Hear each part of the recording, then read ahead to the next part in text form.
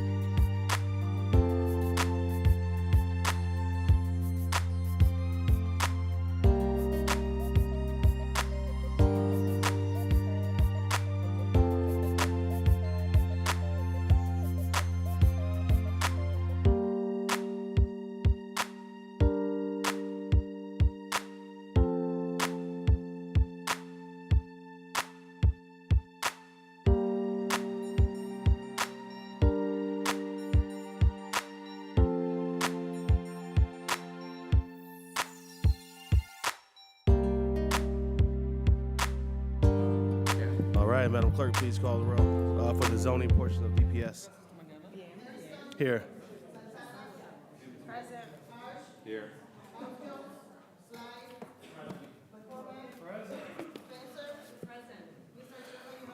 All right, sounds good. We're going to start with ordinance number 501 by Councilmember McCormack, an ordinance changing the use area and height district of parcels of land along the western side of West 26th Street, south of Chatham Avenue, and north of Monroe Avenue, as shown on the attached map, map change 2689. Shannon Leonard, good morning.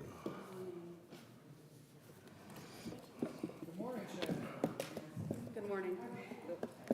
What's your title? It's Chief Zoning Administrator. Manager of Zoning. We could call you Chief. It's really long. Okay. Keep in mind, we have a lengthy agenda today. So Yes. everyone. All right. Good morning, Chair Shannon Leonard, Chief Zoning Administrator, City Planning Commission. So this map change here is map change 2689, and the purpose of it is to promote walkability and support a diversity of housing typologies, which is in alignment with the Connecting Cleveland 2020 Comprehensive Citywide Plan. This is just showing you Councilman McCormick's support. And so this one is actually it's interesting because this is at the same time as the bigger rezoning. But this is along West 26th Street. It's for a proposed multifamily residential development immediately south of the Carriage Co. project, which is south of West 25th Street, or southwest. And it's really here to just fix the split zoning issue, as well as add a map setback here out of semi-industry and two-family residential. So the proposal is just to change this whole block to multifamily residential to support the project, as well as add that 5-foot specific map setback. And what that allows us to do is to push the project closer to West 26th Street, to the other multifamily residential project, and away from the homes along West 28th Street and the townhomes that have been built there recently. This is just giving you some PETBOT notes, how it went through PETBOT. And originally, we started at a 3-foot setback, but they asked to push it back to 5 feet to deal with the fire on the homes to the southwest. So again, this is 3 feet. As just a reminder, map setbacks are a required front yard space in which no structures may be located except specifically allowed by the zoning code. They are either indicated on the building zone maps of the city as from either the property line or the street center line. They take precedence over all other setback regulations, and they can only be changed through legislation that we've brought before you. Just giving you some existing context that's being used sort of as a parking lot, gravel parking lot, and there's a proposed development here. Again, this is just giving you some views looking down West 26 and Chatham, as well as Hancock. And this is the project that was proposed, so I'll just quickly go through this just so you have some context photos. Again, this went through PETBOT as well as City Planning Commission and received all the appropriate approvals as needed. So this is the project. And so this is the proposal here, is to do a West 26th Street, change it to multifamily residential G2, and adding that 3-foot specific map setback. Thank you. All right, thank you, Mrs. Leonard. Before we go to the committee, we'll open up the public comment portion of the meeting.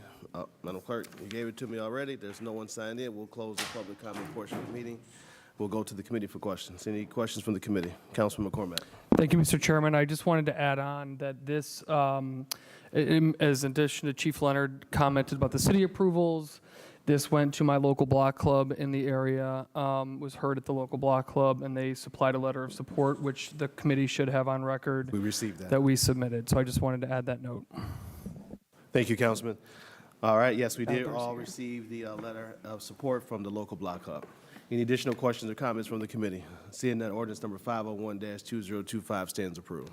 Ordinance number 567-2025 by Councilmembers McCormack, an ordinance changing the use area and height districts of parcels of land north and south of Lorain Avenue between West 32nd Street and Columbus Road, as shown on the attached map, map change 2675. Chief Leonard. Good morning, Chairman Hairston. This is map change 2670, and this is phase 1 of the Lorain strategic rezoning. And so the proposal here is to change the districts to align the commercial corridor, fix some split zoning issues, and maintain the walkability of the neighborhood. And that's in alignment with our Connecting Cleveland 2020 plan. Again, this is just Councilman McCormick's support. This is the overall Phase 1 rezoning that we'll talk about here today. The current zoning is a mix of two-family, multifamily, varying height districts under local retail, limited retail. There's also a little bit of institutional research on the Ignatius campus, and then the semi-industry, and then again, a variety of heights. And so what we're proposing here is to really align the current uses and future plan uses with the proper zoning. And so I'll just walk through real quick. The pedestrian retail overlay district is established to really maintain our older shopping districts. And so we're trying to maintain that character and then also minimize the conflicts between vehicles and pedestrians, really achieving that walkability, around the West Side Market and West 25th Street.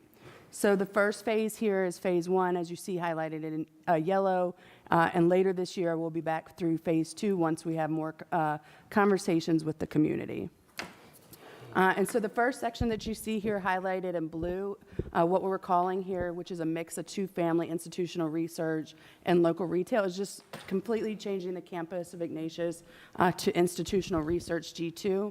What this will allow is for the educational campus to continue to grow and revitalize and expand, and the zoning really just fits the use. And so part of the campus in the lower bottom of the corner where the field house is already zoned institutional research, and so we're just bringing that in alignment across the campus. This is the current context, just giving you some views looking down east and west of Lorain. Again, just looking west and east.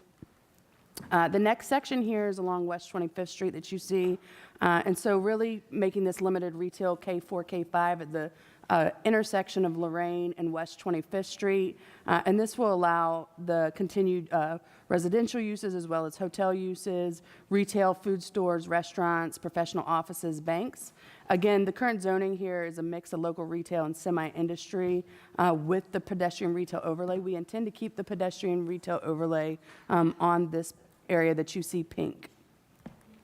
And this is just giving you a intersection overview aerial, what that looks like along the rezoning. As you can see, from Lorain south down Lorain, there's a variety of housing typologies, but also varying height districts. And so what the zoning is providing here is to allow those various uses, but also the appropriate heights along this district. Just another view without the lines.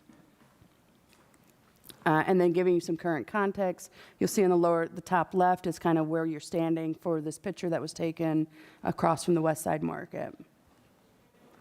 Again, this is another view looking west down Bridge as well as looking south down West 25th Street. And as you can see, there's varying heights. It's a walkable district, all of the things that we're trying to maintain in this rezoning. And then also looking west down Carroll off of West 25th Street.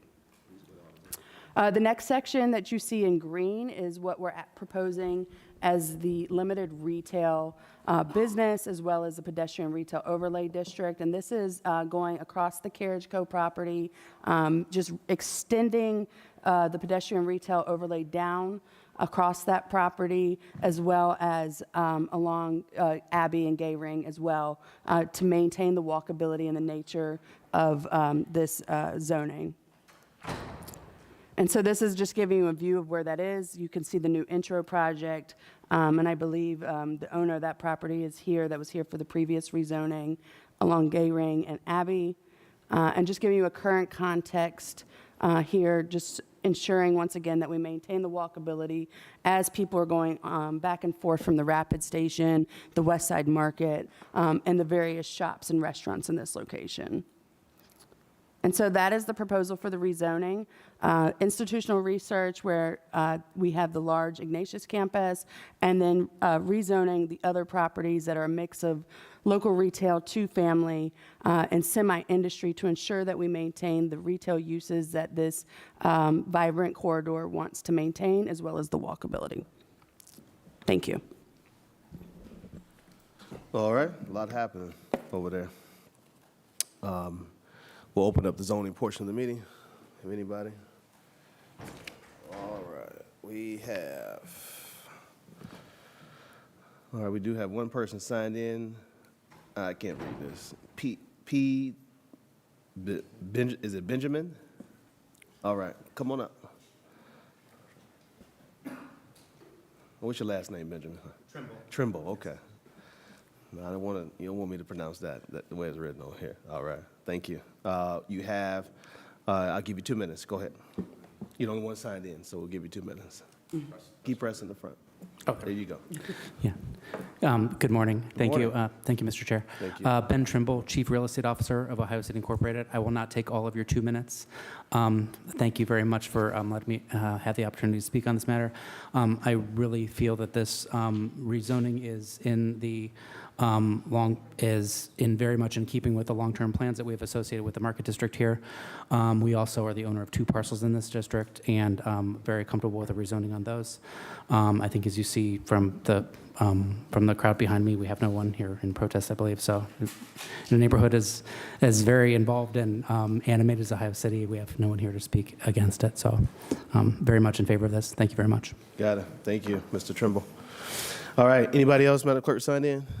Have we received anything else electronically? Okay, we'll close the zoning portion of the meeting. Thank you.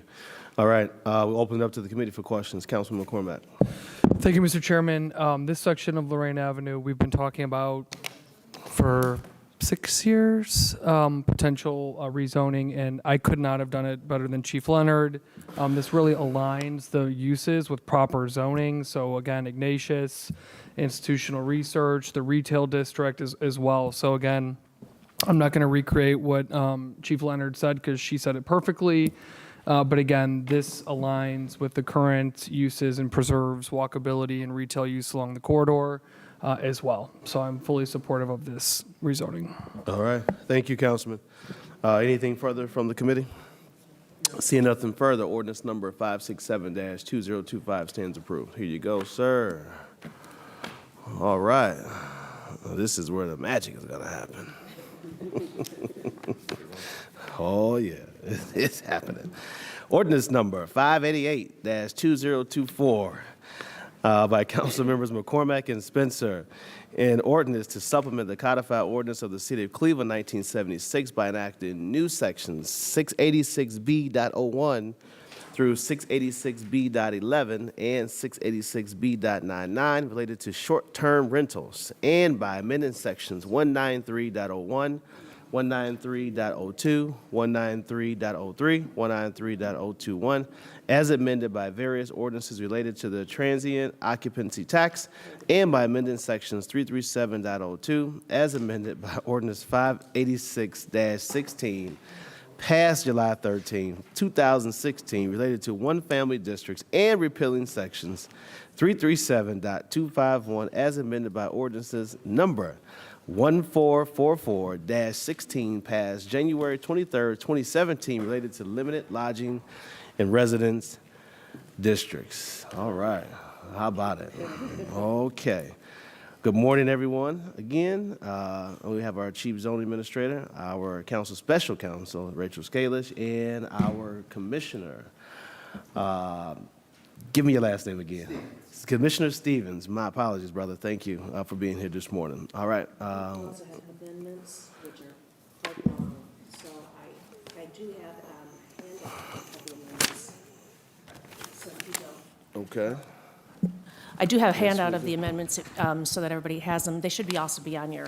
Yes, they're on the tablets so as you well? don't need to read them. Okay. And I'll pass the sheet around if it helps folks to review those. All right? All right, who's going to kick it off? Do we have any particular presentation, or we just kind of just going to go through and discuss it? I don't have a presentation, but we can go through and discuss it. I'll let Attorney Scalish kick us off. Sure. All right? Here's a, if you want to read through those ordinances. All right?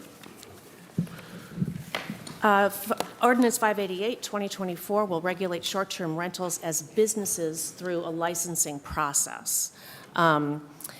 All short-term rentals must be licensed. This ordinance provides a licensing procedure and regulations for the use and operation of short-term rentals in residential neighborhoods. This is going to help prevent the negative impacts of short-term rentals that can have on stable neighborhoods. It helps preserve the residential quality of cities' neighborhoods, as well as protects the health, safety, and welfare of property owners and residents and transients guests. Right now, we have short-term rentals kind of everywhere, but there's nothing regulating them. There's no licensing process, and we really would like to regulate them and know where they are. And through this licensing process, we would be able to do that.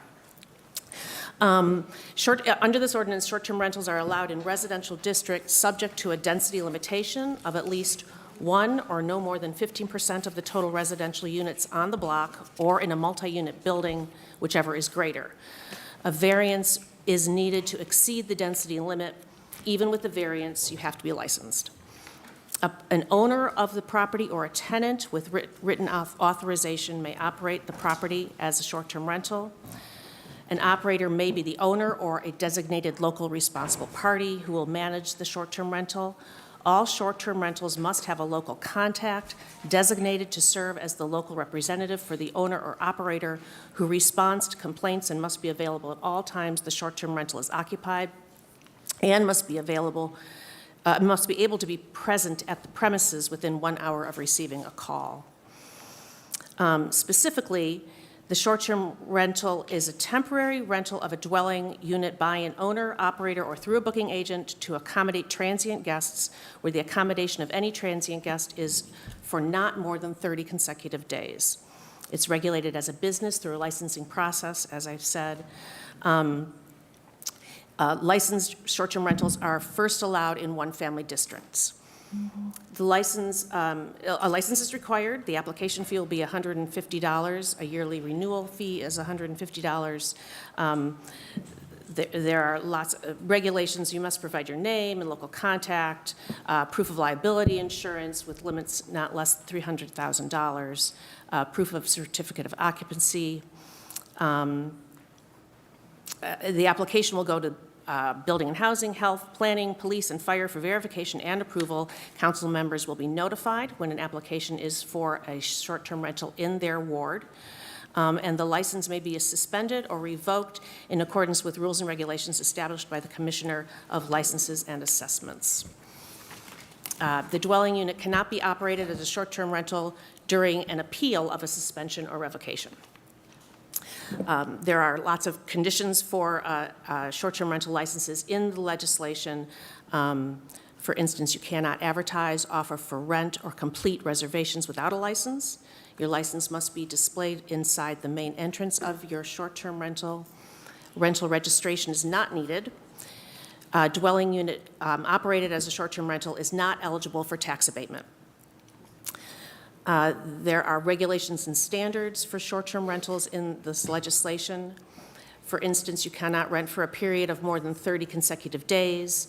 Maximum number of people is 2 per bedroom plus 2 additional people.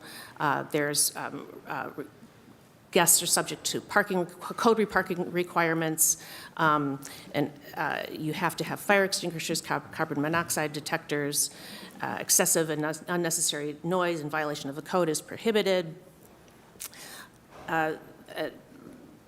Those are the kind of the regulations. We can go through them. There's more, but that's a sampling.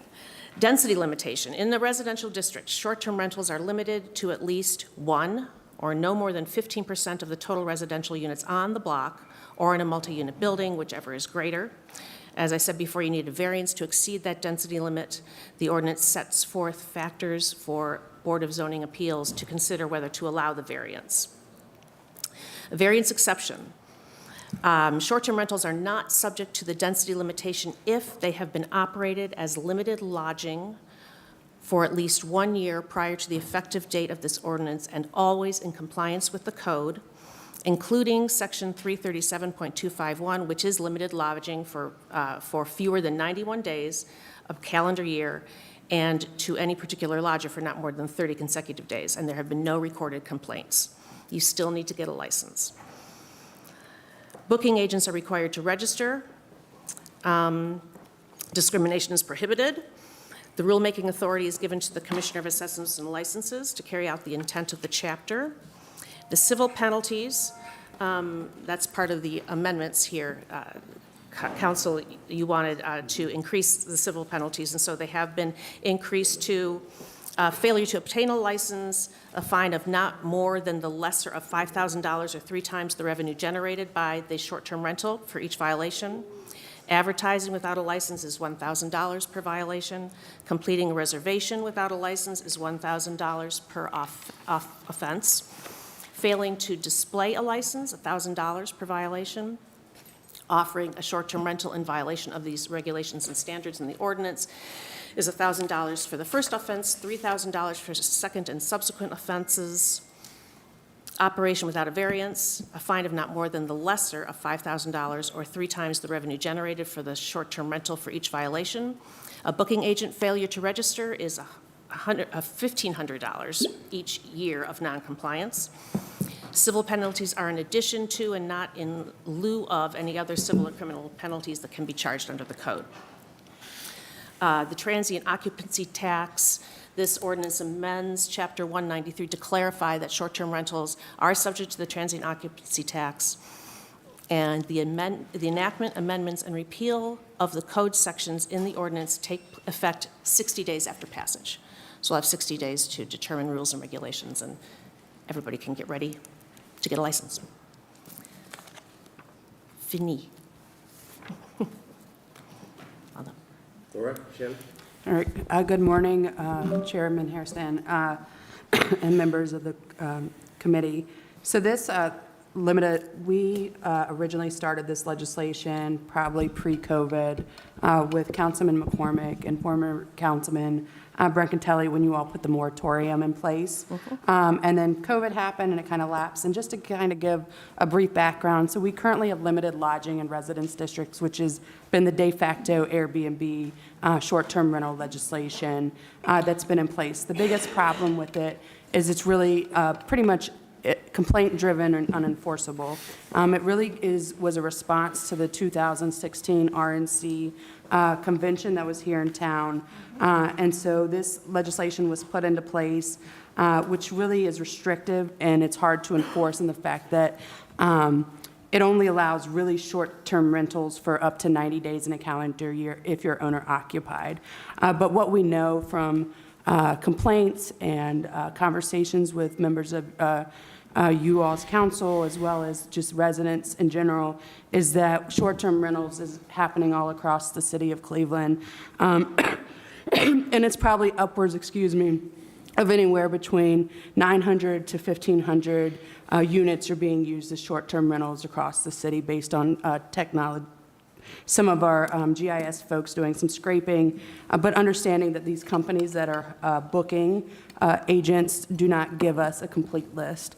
And so what this legislation does is we worked with city planning as well as building and housing, fire, council, and other various bodies within the city, economic development, I believe, as well as assessments and licensing, and really came up with a way to figure out a way to manage these properties, and the best way to do it was through a licensing program. I will state that if you are limited lodging, you have a permit for limited lodging currently, they're first permitted in single-family districts. And so that's what this legislation does. Based on going back and forth, I believe we had thought about maybe it should be first permitted in multifamily, and what are the variant standards around that? And ultimately, the law department settled on that we had to do one family. And I want to be really clear, I know that we received an email from Edgewater North, their limited one-family district. Short-term rentals would first be permitted in one family, which would preclude the limited one family. So short-term rentals would not be allowed in a limited one-family district as it's more strict than a one-family district. And so what this will require is a license. That license will then require people to get an occupancy permit, and that'll get shifted to the various departments listed here, including zoning. And so as it pertains to the 15% density requirement, that allows those to happen if you are between two intersecting streets on a block. It'll be pretty much a first-come, first-served basis. If they submit, they get their permit, we'll map it. The 15% will be for the block in a whole. So that includes if you have 5 single-family and a multifamily building on that one block, whatever that 15% is, but no greater than 15% in the multifamily units themselves. And that's really important because once you have more than 10 short-term rentals in a multifamily unit, you're technically considered a hotel. And so that's why we put the density in place, but also to level the burden as it would be for administratively from a zoning perspective. And then you all also opened the Board of Zoning Appeals from having more than just Monday meetings if it came to a point that we had a lot of people seeking variances. And then as it pertains to the variances, there's some strict variance standards here, which will really help the board make the proper decision as it pertains to if they were to give a variance. And that really, what that allows is that to really go back out to the community to ensure that's what the community they maintain the character of their residential street, essentially, and really be able to have those real conversations, not just with the property owner, but the community as a whole, in terms of the variance being requested. And then in addition to that, the licensing gives the city across the board an opportunity to really manage what's going on out here with the short-term rentals. And then this speaks even further for affordable housing and making sure that we maintain some level of affordable housing across our neighborhoods, especially those that have a strong short-term rental market. If you have any other questions as it relates to zoning, I'll be happy to answer them. Got it. Thank you, Chief Leonard. Anything, Commissioner Stevens, you want to add anything? Through the chair, no, they did a wonderful job. Absolutely, thank you, Commissioner. All right, we will, before we go to the committee for questions, we will go to the open up public comment portion of the meeting. We do have 2 people signed in. We have Reverend Pamela Pinckney. Come on up. You can sit in the second from the last chair. Good morning. Good morning. Everybody. Good morning. Happy belated Mother's Day to all mothers here in the room. All right. All right. We'll give you. You got 3 minutes. All right. Okay. When I got here today, I thought about development planning, sustainability, and zoning. And you know, my goal is to follow the footsteps of my late relative to abolition of slavery and to deal with homelessness as well as mass incarceration. And I was wondering, how do they deal with this? And I'm glad to see this legislation because it does put a little pin in the homelessness process. But I do have a question about the terminology institutional research. That sounds like institutional slavery and that type. Would you break that down for me, and not only me, but for the public that's viewing, what institutional research is? Because it sounds like people are being experimented. And also, my other question and concern is $1,000 fine in some communities is extreme, and I'd like to know what communities will be feasibly accommodated by this process, because not all communities are economically wealthy, and I would like to know who is impacted by this. I would like for them to also reach out to the church for further guidance. Sure. Thank you, Reverend.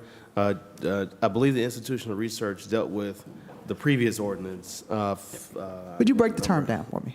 We'll have them give you the term. It's not related to this particular ordinance, which is the one that you signed up for to speak. We'll allow our Chief Zoning Administrator to give you a quick example of what institutional research is. Because I believe it would apply to this ordinance also, institutional research for the process. I don't believe that's the case. It dealt with the previous ordinance, but please, Ms. Leonard, share what that means. Through the chair to Reverend Pinckney. Reverend Pinckney, excuse me. So institutional research is just one of the zoning districts within our current zoning code that allows for like medical institutions as well as large campuses as it relates to educational settings. So various schools. So in the previous ordinance, St. Ignatius, the campus, high school, the proposed change was to change it to institutional research, and that really allows for them to grow and develop and continue to revitalize their campus as the years go on under the proper zoning that would allow them to do those things by right. There's a few other places. Metro Health, as a major hospital campus, is zoned institutional research. Parts of Cleveland Clinic are zoned institutional research. And there's a variety of other private school campuses and some public school campuses that are zoned institutional research. And that really allows them to have not only the school itself, but the amenities that go with it, like field houses, football fields, baseball fields. those No types of things. disrespect, the reason I brought that in is because if people are transient, you're going to have college students, you're going to have different people there, and that process will be impacting the residency of people that are coming from the colleges or the different places, and the process of the institutional research process. But as I stated to you previously, and I'll leave this table, I do have other obligations this morning. Language etymology is essential.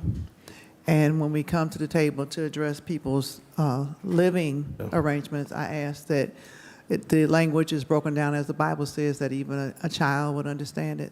And I would like to see this pass, and I would like to see it expand to end homelessness, mass incarceration, slavery, and people fleeing for their lives. Thank you. and Thank have you, a blessed Reverend. day. Thank you. Thank you for your comments. All right, we have Michael Howard. Come on up, Michael Howard. You can, once Reverend gets up, you can sit right there. You too. Good morning. Good morning. You also have the same time as Reverend. Thank you. First of all, I'd like to understand and clarify, I guess, the comments made about specifically Can you speak into the microphone for us? specifically Okay. the legislation with respect to limited one-family zoning. Is the STR going to apply to that zoned area or not? Chief? Through the chair to the gentleman. So short-term rentals under this legislation would not allow short-term rentals in a limited one-family district by right. If somebody were to propose it in a limited one-family district, they would have to go through the Board of Zoning Appeals and seek a variance. Great. Well, then, yeah. Councilman Spencer, you know my feelings and what I'm looking for. Does this satisfy what the association is looking for? Councilwoman? You're aware too, right? Councilperson McCormick, I didn't mean to leave you out. Would you like me to respond, Mr. Yes, Chair? please. Okay, thank you. I think this is, I appreciate Mr. Howard being here this morning and the correspondence we received from residents clarifying the difference between Section 337.01 and 337.02. This legislation defines short-term rentals for 337.02. So I'm satisfied with this today, and in terms of this is very helpful to understand from Ms. Leonard that those who do wish to operate would have to go through a zoning appeals process. This hearing's been called on pretty short notice. It actually hasn't been called on short notice. It's just the nature of how we work. Things get added to the agenda. So I do expect I'll be hearing from a lot of residents with a variety of opinions. But I think for purposes of today's hearing, this absolutely satisfies the question, and I'm satisfied that as it now stands, the ordinance does not allow by right short-term rentals within the limited single-family districts. Terrific. Well, all the notes I had are mute then. Well, please, actually, I'd love to hear your other points, Mr. Chair, if you'd allow Mr. Howard. Sure, you can continue, Mr. Howard. Okay. Well, again, I've been a resident of the Edgewater neighborhood for over 30 years. I was actually born in the city of Cleveland at 91st and Harvard. Have been on a number of boards, including the Edgewater Homeowners Association, CUDEL. I'm on the Far West Design Review Committee. So, I'm passionate about the area and the neighborhood. But this Airbnb, I've got one behind me now and one next to me, and it's disruptive. It's unsettling. Saturday, I had 6 cars in the driveway. And I'm looking at some of the ordinances, and they're supposedly a use for parking of that nature is supposed to be screened and fenced. Nothing has been enforced. And so again, it's just very frustrating. I don't have the quiet enjoyment of my home. And so I appreciate you guys addressing this and taking a look at it. It's a great neighborhood. We've enjoyed 30 years there. Had stable neighbors on both sides, but they both passed away, and now I've got 2 Airbnbs. So thank you for your time. Thank you, Mr. Howard. Thank you. One more thing. Sure. Regarding, I know the city is passionate about lead testing and the like. These Airbnbs, I think they're immune to any lead testing, and they have kids in these facilities. That's it. Thank you, Mr. Howard. You're welcome. Madam Clerk, did anybody else come in to sign up for this ordinance? Okay. All right, we'll move to close public comment portion of the meeting. We'll open it up now to the committee for questions. Before I go to the committee, can somebody answer the question that Mr. Howard just had about lead testing for these rental properties, these short-term rentals? I would think that they were still bound by. Well, they are short-term rentals, so they are not bound by the rental registry, and therefore they don't have to, they are not required to have lead testing, lead certification Okay. at this time. At this time. Right, at this time. Well, let's think, we need to, I think that they should be, if kids are going to be in these properties. And just my other question, before it was a 90-day max of occupancy, correct? And I know that your comments stated that, Chief. Is that not the case anymore? So now the homes can be rented up to 365 days? 30 days at a time. Like a single, yes, it can be rented 365 days a year. But By the same?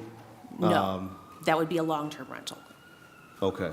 okay? Short-term rentals are specifically for, it's defined as temporary rental for accommodation to any transient guest for not more than 30 consecutive days. Okay. Okay, So previously it was 90 days, 91 91 days. 91 days. per calendar year. And so what the difference is we know that this is occurring for longer and for short-term rentals. And so, and this was for limited lodging is really geared towards owner-occupied. And so that's what limited lodging is still defined as today, even with this ordinance, is as owner-occupied. So for instance, let's say you live upstairs and you rent out the downstairs for a short-term rental, or you're renting out a room in your house. There's a lot of those going on, we know for a fact, across the city.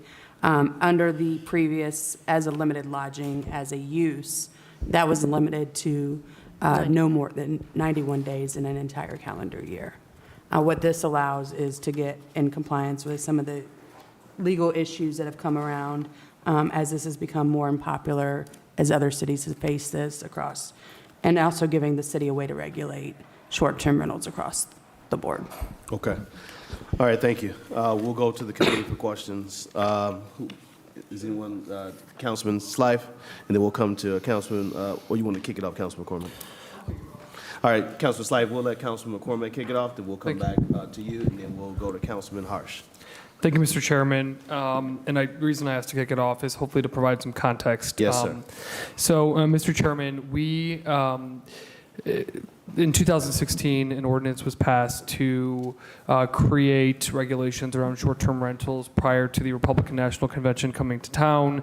Mr. Chair, that has been the ordinance for almost 10 years that has been operating to regulate short-term rentals in the city of Cleveland. Without going into every detail, Chair, what we have found is that it is completely unenforceable.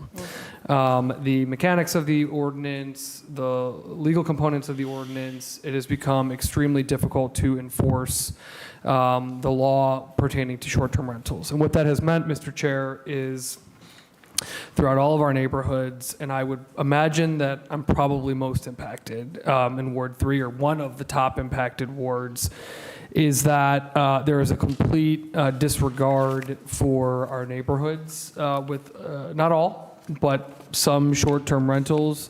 There has been no ability to properly and systematically enforce this issue, and it has been an unbelievable resource drain for our city. Mr. Chair, the calls that have come into my office, the emails, the tweets, the texts, the Facebooks about these issues have been exhausting, not only for me, but for my residents that live near unchecked short-term rentals. And what happens is, in reality, what we have to do is a council person then, in all of our free time, has to coordinate the law department, the Department of Public Safety, and others, as well as pull in that resident to get to a point where we are able to either legally threaten them hard enough that we get the platforms to remove them from the platforms. And as you can imagine, a platform making money on these listings, they're not inclined to do that. So it has to get so bad that a platform will agree to remove them. Our law department has gotten better at it, quite frankly. However, this approach of one-by-one enforcement is completely unsustainable, and there is an extreme frustration in the community about why can't we do more about these problem short-term rentals and problem properties. Mr. Chairman, council members, we work in stories because we are on the ground, as you know. And I'll tell you a story of a short-term rental on Columbus Road that we were able to shut down in the middle of Ward 3, where it was a townhome next to other townhomes. I had a young family living next to the townhomes. They're still there by the grace of God because they were ready to move out of the city. And the short-term rental owner did not live in our community, could have cared less about our city, about our neighborhood, about our residents, could have cared less. The money was coming into his bank account, didn't care about the neighborhood. And what happened was, Mr. Chairman, you can imagine if you are asleep at home with your children, your family, and people are on your roof, climbing all over your roof at 3 in the morning, people in your backyard, people knocking on your door, people screaming in the front yard. And when you go out to say, hey, this is my home, my children are asleep, they say, explicit, explicit, our parents rented this from suburb X, what are you going to do about it? While 30 underage people are drinking in the house. Mr. Chairman, in Ohio City, off of Whitman Avenue, when there was a massive party with, no exaggeration, people riding on top of cars, shooting guns in the air out of a problem short-term rental. So, Mr. Chair, my point in painting that picture is we have got to have a system of accountability in the city where it's not simply saying we're going to drain our police resources, we're going to drain our law department's resources, we're going to drain our building and housing resources, we're going to occupy the councilperson's office for days with these issues while there are so many other issues going on in the community that they should be addressing and dealing with. It's been a massive headache, Mr. Chairman, for our neighborhoods, a massive problem, and a massive drain on the resources of the city of Cleveland. So we know that the current ordinance has been ineffective. We know that the current ordinance, we have not had the vehicle to address these issues within our community. Yeah. And let me say that in addition to the nuisance issues, which I believe are the most profoundly impactful in our neighborhoods, there are other comments that we hear from our community members. We hear about the character of our neighborhoods. And I think one of the reasons that the limit, the cap, is so important is because, Mr. Chairman, while we welcome people to visit the city of Cleveland, we want them to visit our neighborhoods, we want them to visit the downtown neighborhood, every neighborhood in the city of Cleveland, our neighborhoods are not Disneyland. Our neighborhoods are built to have residents in them. Whether they rent or own, it doesn't matter to me. But the point is, entire streets, 50, 60, 70% of an entire street being short-term rental deteriorates the character of our neighborhood. What does that mean, Mr. Chairman? Mr. Chairman, that means that my block club on that street is weaker.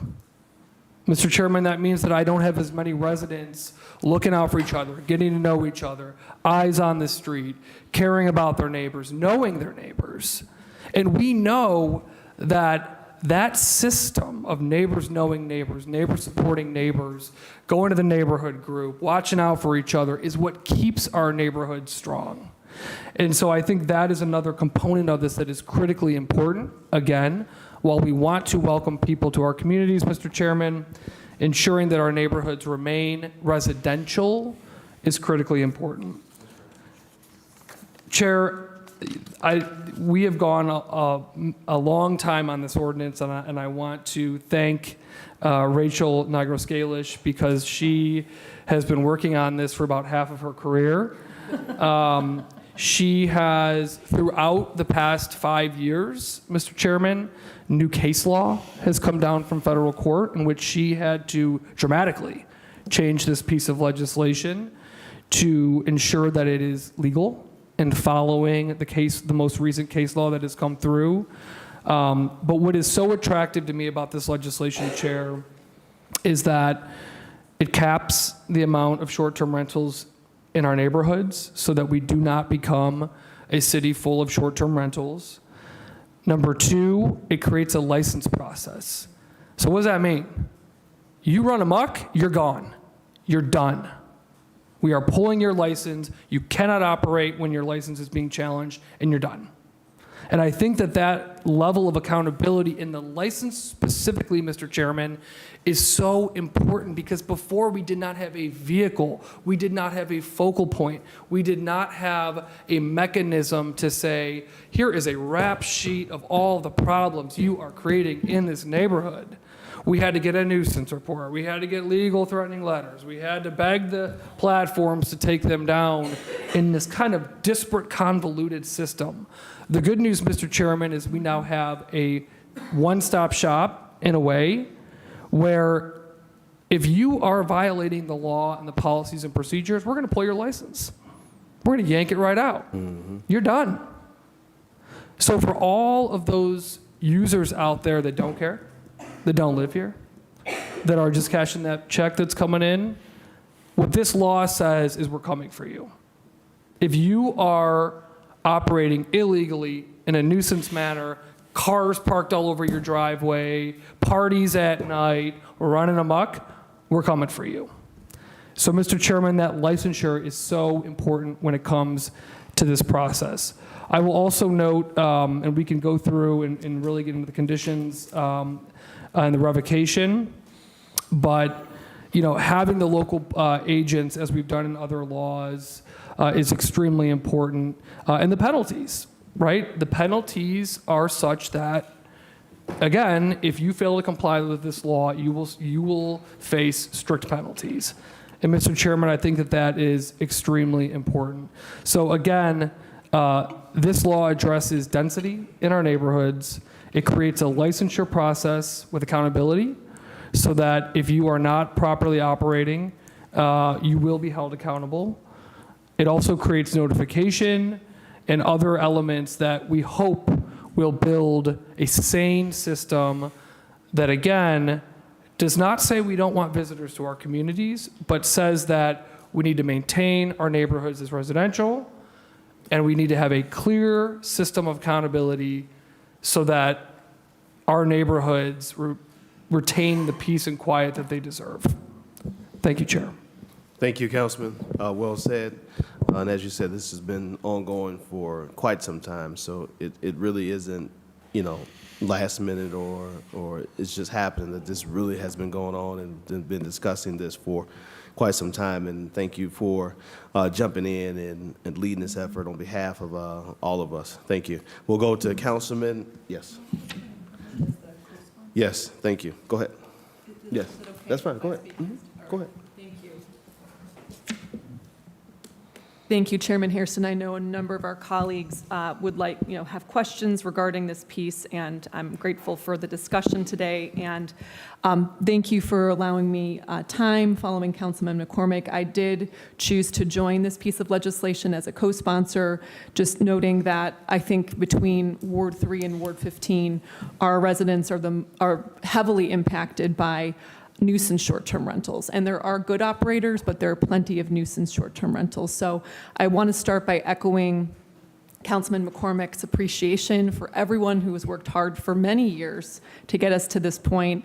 Everyone across the table from us, Rachel Scalish, our council attorney, representatives from the law department, assessments and licenses, our zoning administrator.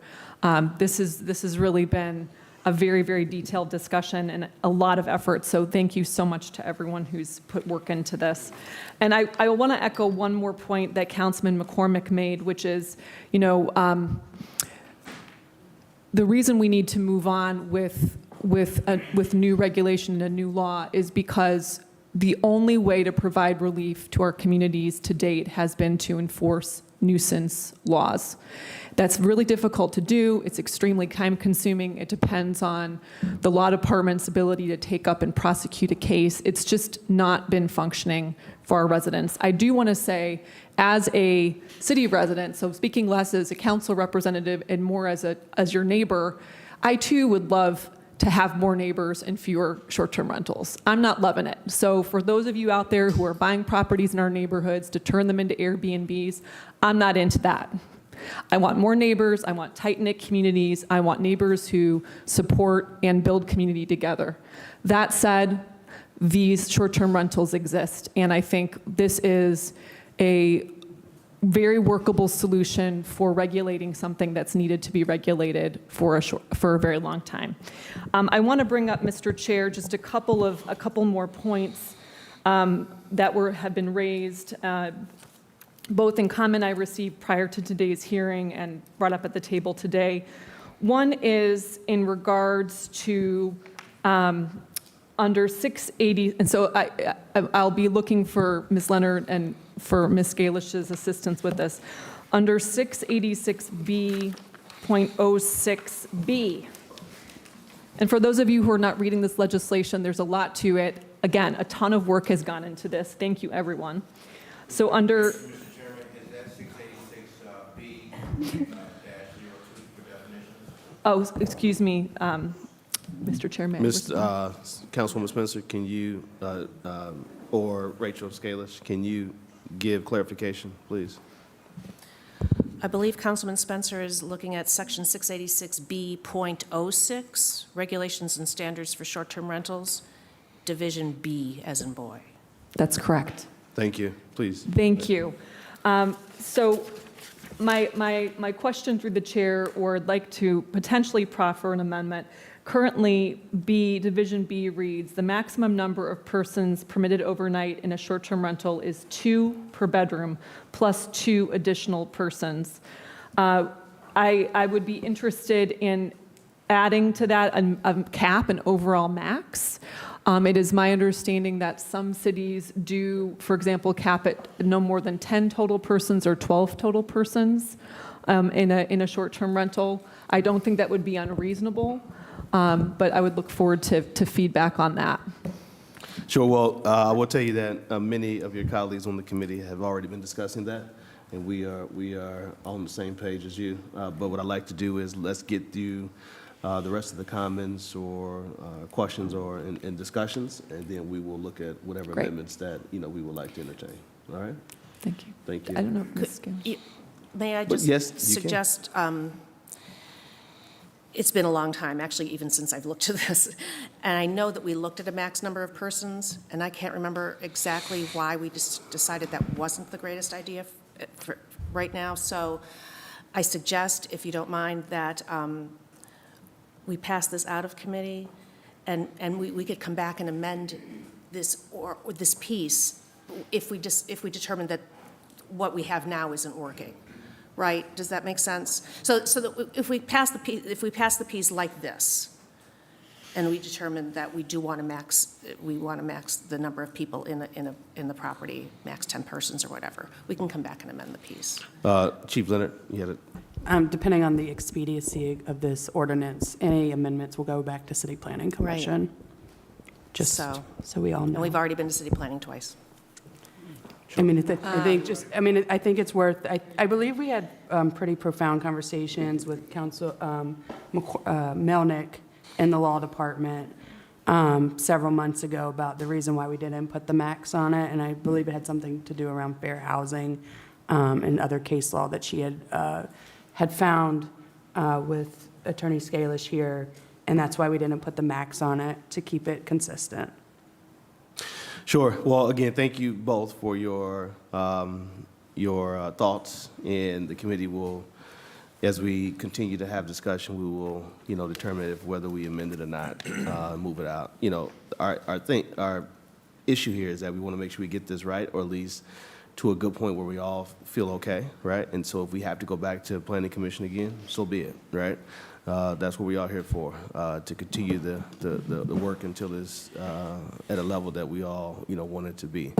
But again, hear you loud and clear. Thank you for your, both of you all, for your comments. Councilwoman. Thank you. This is very helpful, Mr. Chair. And just one more point, I would love to ask for Ms. Scalish and Ms. Leonard's guidance on.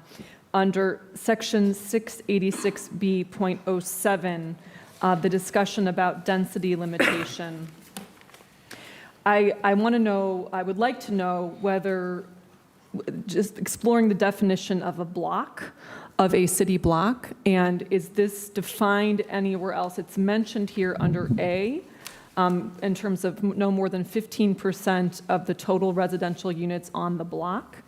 There are certain circumstances in which streets don't have four-way intersections, or they, so I think to further suss out what would be the definition of a block for purposes of both defining and enforcing the density limitation component, through the chair. So we define city block in our definition section. Okay.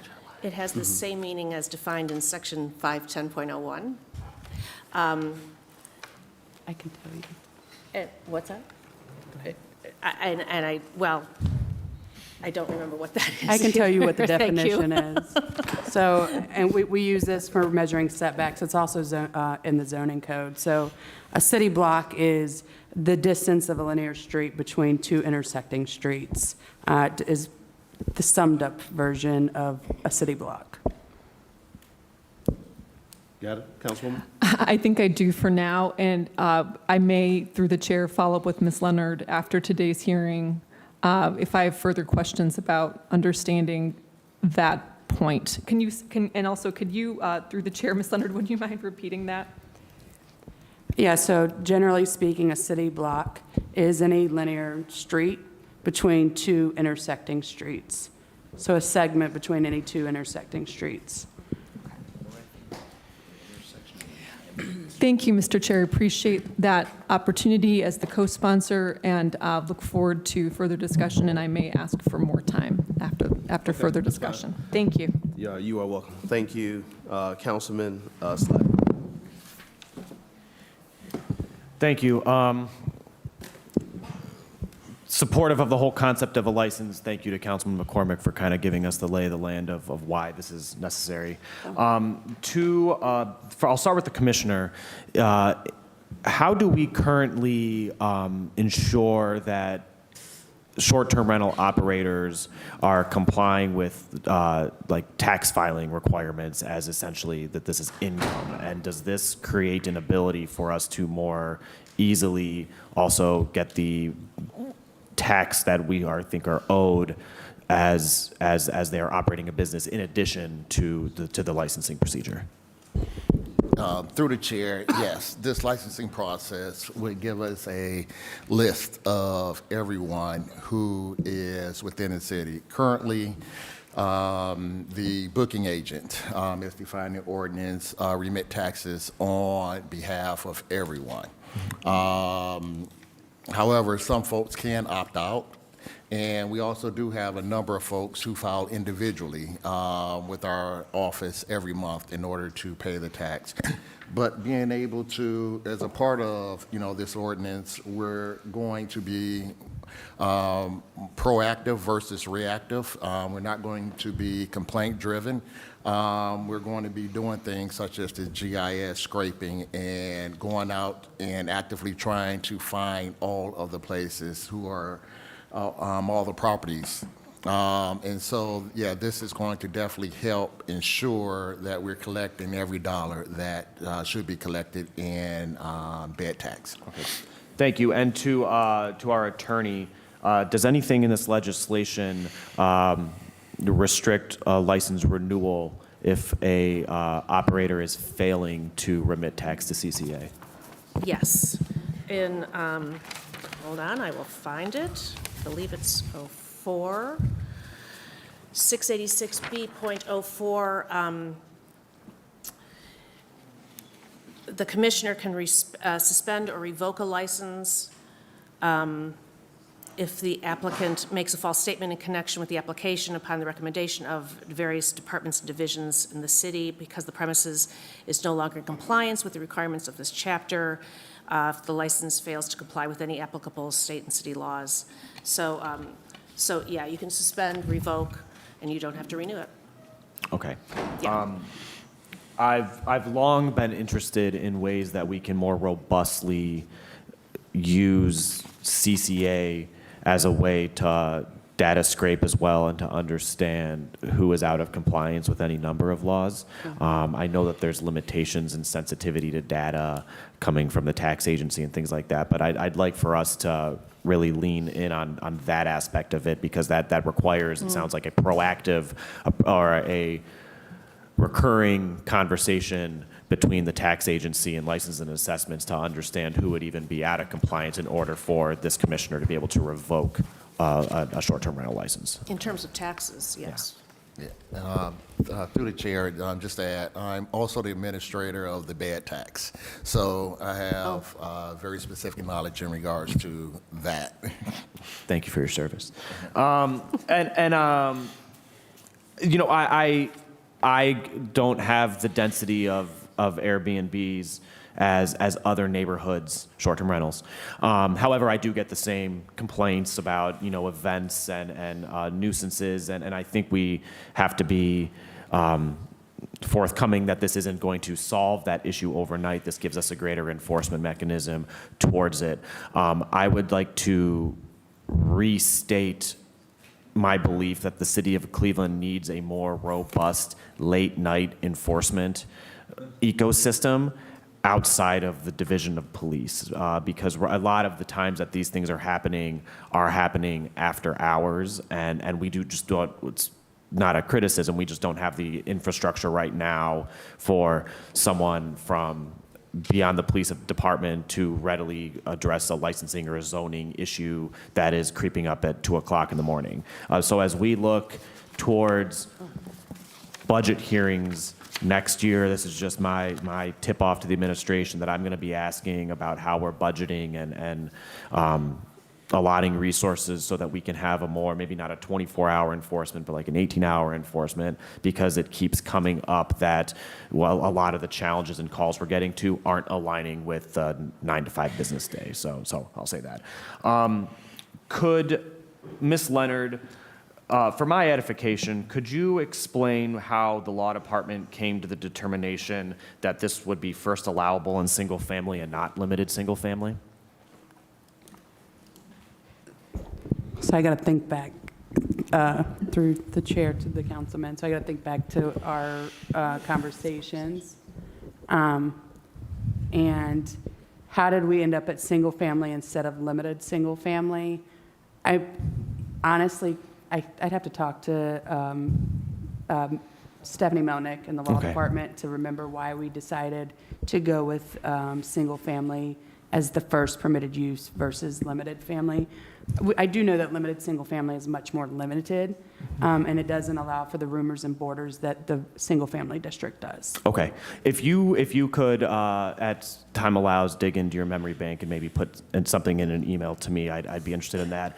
And let me just be absolutely curt. My understanding is limited single family is not a prestige zoning district. It just simply requires larger lot sizes. And there are nuisance short-term rentals across the entirety of the city, and I represent the largest voter turnout. We have 0 limited single family, and I think it's, quite frankly, tone deaf to suggest that we're going to exempt high real estate market out of this. I'm not eager to explain to my residents that this is allowable next to their house, whether or not they want it, whether or not it's a nuisance. However, we've carved out a specific zoning district that is absolved of this. I think, I don't like it. I think that next time maybe we could just use the redlining map to figure out where we make these. But I have a specific question off of it. I'll allow a point. Councilwoman? Thank you, Chairwoman. Thank you for allowing me a point. Councilman Slife. I believe that, just for the good of the order, there are only 2 of these limited single-family districts in the entire city. One is in Councilman Conwell's ward, I believe along East Boulevard, and the other is in the Edgewater neighborhood north of Lake Avenue. So it's limited in every sense of the word. There's only 2. It's my understanding that this L1 zone, there are 3? There's 3. There's also one along the Shaker border. Along the Shaker border. So citywide, there are 3 spot areas, if you will, where there's this L1 zoning. And so just wanted to clarify that it's not a widespread zoning classification. That's great. Thank you. And thank you for that clarification. And again, the limited single family speaks to lot sizes, not to this type of structure or the value of the real estate. It is about the size of the lot. So my question to Ms. Leonard is, if there's 2 types, as I understand it, of variances one seeks from the Board of Zoning Appeals, and to kind of summarize it in my own words, one is where you're having to demonstrate that you need relief from the zoning code because of for lack of better words, your specific situation is not applicable to the zoning code.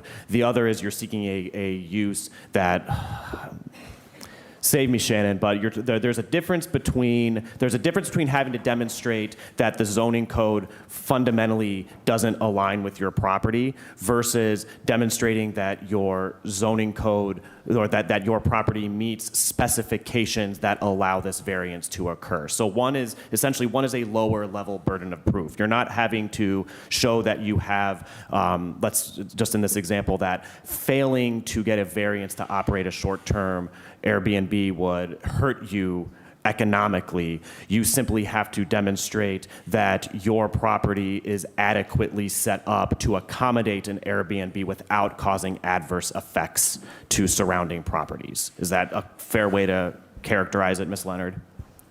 Yeah, I believe what you're asking is the variance standards for the Board of Zoning Appeals. You know, normally when you're seeking a use variance, it requires more than just an unnecessary hardship. It also requires a practical difficulty. And, you know, when we were talking through this, that was one of the major concerns, is that essentially once you hit the minimum, or if we were to place it in a different use district, every single short-term rental operator that were seeking a variance would have the same claim, right? And how does the board differentiate between that? And so we added the standards in 686B.07 as it relates to seeking a variance. And this is more specific, so it overrides the practical difficulty and unnecessary hardship standards that are generally for the Board of Zoning Appeals in 329. Thank you. And as I read through these exceptions, for example, whether it would be disruptive to adjacent owners' rights, to enjoyment of property, whether it will impact parking, if there's a determination by the ZORDA, I guess I'm interested in understanding how the Board of Zoning Appeals you anticipate would look at these requirements, and if there's a scenario in a limited single-family district where a Airbnb could operate without adversely impacting parking and without adversely impacting the enjoyment of surrounding neighborhoods, is the Board of Zoning Appeals essentially required to offer that variance? Because let me be frank, we very frankly come up with situations where people attempt to use the Board of Zoning Appeals to align with their personal preferences regardless of what the standards that the Board of Zoning Appeals has to adjudicate against are. Yeah, through the chair to the councilman, I think that's a very fair question. But I think the standard really guides the conversation. And, you know, if the applicant can prove to the board and the board ultimately decides to give the variance, that would be up to the board.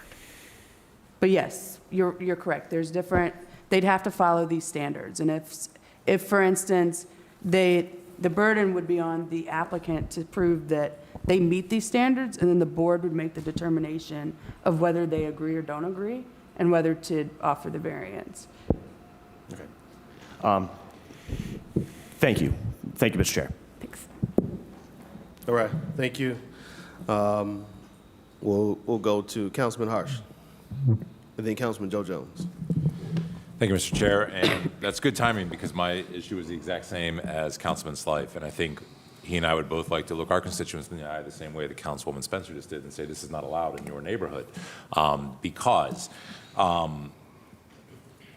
people who get a house in a residential district, I think, have a fair right to expect that area to remain residential. So I remember we had this conversation about one family versus multifamily, and I was pretty adamant. I thought that the multifamily made more sense. And through the chair, is it just my understanding that we don't know why we didn't go with one family? We're not quite sure. Is it property rights? I'm going to defer to Attorney Scalish, but it's not that we don't know why we went with limited one family, but there's a difference between being permitted in one family versus multifamily. And I'll let you speak on that. And what we talked about in the law department was that we either allow them in all residence districts or we prohibit them in all residence districts. And so we determined that, I remember having the conversation about how difficult it would be to only limit it to two-family districts or multifamily districts. But without going back and reviewing the case law and our discussion, my notes on our discussions, I can't exactly tell you. And through the chair, I understand that determination. property rights are like Yeah. next to godliness in America. And included with your property rights are the right to rent your property. That's right. And that's the right of all property owners, and we can't deny them that right. But I thought that we were going to have an argument through the chair to Ms. Leonard or Attorney Scalish, that at the point where it becomes short-term rental, they cross into commercial activity, and they're no longer engaged in residential. It's one thing to offer a home for rent for a year and say, this is a lease, you're subleasing from me. It's another thing to have a commercial transaction on a revolving weekly, monthly basis. That property becomes commercial instead of residential. And I thought that was going to be our distinction that allowed us to prevent this in one family. Because two family, I thought, always presumed a certain amount of commercial activity. So, through the chair to the councilman, so this was talked about extensively with Attorney Aston as well as Melnick, and the case law points to them that you cannot limit it only to multifamily. It goes against fair housing and other cases that have been ruled unconstitutional in terms of limiting where the rent and the commerce clause and things of that nature.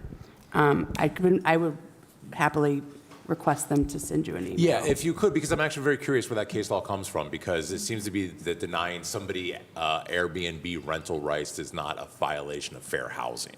As a matter of fact, Airbnbs, and if nobody said this out loud yet, the reason we're having this discussion is that Airbnbs drive up rent prices, right? Every time a landlord takes a unit offline and turns it into a revolving rental, that is one less unit available for a one-year lease, available for a family to have long-term, right? This decreases the amount of supply, which increases prices. And one of the reasons that housing costs are so expensive in America is this is a famous problem in the West Coast, right? San Francisco just exploded over 15, 20 years ago when Airbnb came in, and all of a sudden there was nowhere left to rent. Prices went through the roof, and we're having the same problem in Cleveland, and we're trying to address that here. So I'm really curious if Ms. Melnick could share that with me, because I'm wondering if it was how relevant it is to our situation and whether or not we could be more restrictive. Well, once you start regulating in terms of zoning, you have a lot of constitutional issues that cause your regulation to fall apart, and that's why we're not regulating the zoning of these. Mm-hmm. We're regulating these we're licensing them as a business. So in that way, yes, we're licensing them as a business, and that's how we're regulating them. Councilman Harsh, are you? Briefly, please. Yes, thank you. On the point of why do we have to even if we have a residential neighborhood, is for the proposition, Mr. Chairman, to our attorneys, as a residential living space only. If we don't want to operate a business within our residential zones, why can't we just restrict those zones? Because there are other restrictions in other cities across the United States that is strictly residential. You can't go there and open up daycare. You can't open up an auto mechanic shop. You can't have Airbnbs in those locations. And so I'm wondering why we're restricted here and we have this legal argument that's being presented. You can. Chief? Yeah, through the chair to the councilman. So what we do know, regardless, is all across the country is that short-term rentals are existing in residential neighborhoods. It's the entire format. If you go to another city with your family, most people prefer to stay in the comfort of a residential home, even though it's in a residential neighborhood, versus in a hotel. It also, the finances generally work out. By prohibiting short-term rentals across the board, we would end up most likely in the court system if we required every single short-term rental owner across the city to get a variance through the Board of Zoning Appeals. It also put a massive burden administratively across on our board by just simply prohibiting. What this legislation does is we know it's out there, we know that it needs to be regulated and managed, and that's what this legislation does. We know that people are currently doing limited lodging and short-term rentals in our residential neighborhoods, and what this seeks to do is to take the current limited lodging ordinance and intensify it by requiring that license so that the city can manage and regulate it, knowing that these exist, but not prohibiting outright, because we do know that there's people that visit our city that rent out short-term rentals, that it's good, it can be a good thing, but we can also understand that what this licensing system seeks to do is that when we do have bad actors and bad property owners, that the city has a way to be able to effectively enforce its laws and its rules and regulations. Mr. Chair, I'll reclaim my time, and I think that if this was just Aunt Sue renting her attic space around Christmas time because people are coming in to visit mom and dad, none of us would have this problem. We wouldn't be having this conversation today. But I am curious, at the point at which we issue a license, does the activity not become commercial? We're issuing them a license to engage in this activity. Does that license not imply some kind of commercial activity? Chief, Attorney, Commissioner? I'd have to review. I don't know the answer to that. I do know that under case law and the Constitution does not allow us or a municipality to treat owners or residence areas differently than other ones. They all have to be the same across the board. I understand it's the bundle of rights, right? I mean, I get that argument. I mean, but once we issue, I mean, we haven't done this yet. So at the point at which we issue them a license. It's still, I mean, you're still renting, right? So you're not going to call renting an apartment building commercial activity. Sure, but a landlord renting rents on a lease, which is a sublease, which is clearly defined by real estate law, right? And they're just following their right to sublease. A short-term rental is not a lease. Right. We're issuing a license for them to engage in that activity. I would think at that point there's an argument that it becomes commercial. I think, I know our friends aren't here for this discussion, but I think you're all fascinated by this because it affects all your neighborhoods, right? So you're saying you want to limit you want to prohibit them in all residence areas? Well, I mean, we either do that or we allow them. I think it goes back to Councilman Slife's point about them having to prove a burden. That not having the variance would prove a burden. If they applied for a variance to get a license in a residential area, and I mean, look, I fully plan to support this. I don't want Councilman McCormick to get nervous or anything. I'm going to support this. This has been a long time coming, and we need to do this. But I think we can be more restrictive, and I think that we're sort of like hemming ourselves in. I had one last question, but go ahead, please. Yeah, it's through the chair to the councilman. So this was, you all probably remember this conversation with city planning and zoning as well, and the reason why we needed to open up more Board of Zoning Appeals meetings. But to outright essentially what we know that there's only, just as there's only a limited amount of limited one-family districts, there's only a limited number of multifamily districts across the city. And we know that the bulk, based on that scraping that was done, the bulk of these short-term rentals are in two-family districts or one-family districts. And I understand the desire to be more prohibitive, but it does open up the opportunity for like you said, it's already going to be a first come, first serve as it relates to the 15% density. Yeah, sure. But the administrative burden and the cost of that on our city in terms of prohibiting it all the way to multifamily is going to be a lot, because it will, I believe that it will end in court and then render maybe a lot of this legislation a void. But I do understand your concerns. And I will also have Stephanie or Patty email us and email you by way either or for why ultimately it was decided to go against the multifamily. The conversation I remember in the stairway was it was unconstitutional. And through the chair, I don't want to potentially neuter the legislation by moving to amend it for against one family. But my last question, through the chair, what does it take to rezone a single family, a limited single family? What are the restrictions on, how do I turn a single family zone into a limited single family zone so that it becomes exempt from this? You can email or call and we can set up a meeting and we can remap it if that's what you would like to do. I think this could be our solution. It's a possibility. Okay. That's all my questions, Chair. Thank you. Thank you, Councilman Harsh. Just listen to the conversation. There's a grandfather clause in this ordinance, right? There's no grandfather clause in this ordinance? The only section I'll point to Rachel is it's the limited lodging, that if you've had a limited lodging for a year, Right. I believe, with no complaints, no police reports or anything, and you actually have a valid permit for limited lodging, you can continue to do so, but you still have to Without get the a variance, license right. without the variance, and you get to get the license. Right, so if But we there's a- get those who are here now with no complaints or issues, and they get the license, right? And they're in a residential district, and if we decided to make an amendment and do away with that for future applicants, that would protect some of the folks who've been around, who have been doing good business in their neighborhoods, right? So to clarify, limited lodging is owner-occupied versus short-term rentals that's not owner-occupied. And I can probably tell you there's no more than like 20 limited lodging permits out there. And we know that there's probably upwards of 1,500 short-term rentals, whether they're owner-occupied or not, I'm not sure. So what if we applied the same thinking, the same thinking to the short-term rentals, right? I mean, I think that the difference here is with the vape shops and the smoke shops that came a couple of weeks ago, we had over 100 permits that had already come in, whereas with the short-term rentals, there's no permits that have come in for a short-term rental as of date.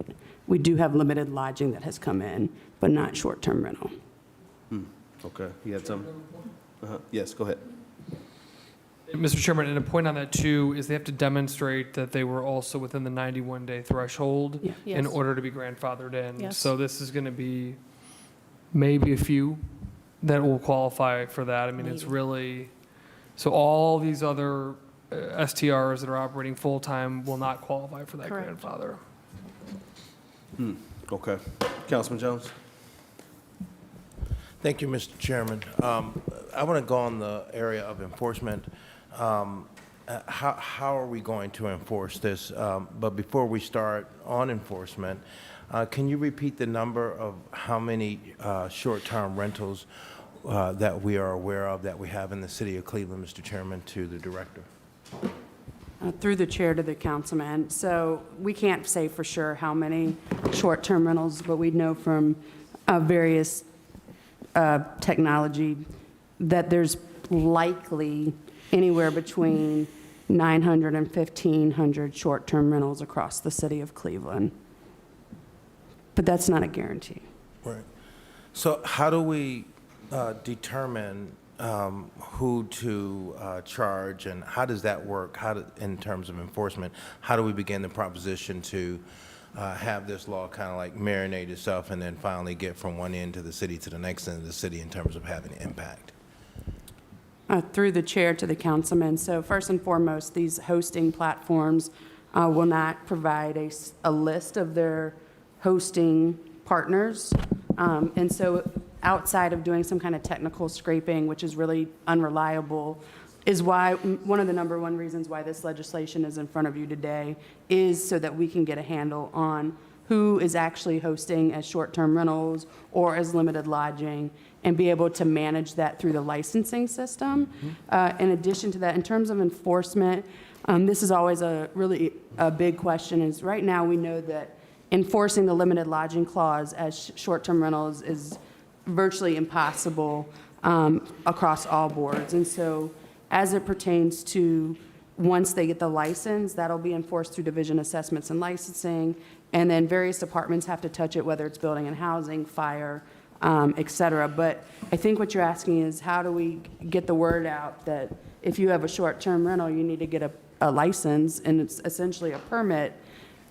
This is the meeting, a public meeting, and it'll be complaint-driven just as anything else. So once, for instance, the folks that were here today that had some questions, they could call and report that there's 2 short-term rentals on either side of him with the addresses, and we would send out the appropriate inspectors to require them to get a license and essentially an occupancy permit. You're talking about building and housing would go out and do the inspections? They would be a part of the enforcement? They will be one part of the enforcement, yes, as they have a Main Street team as well as residential teams.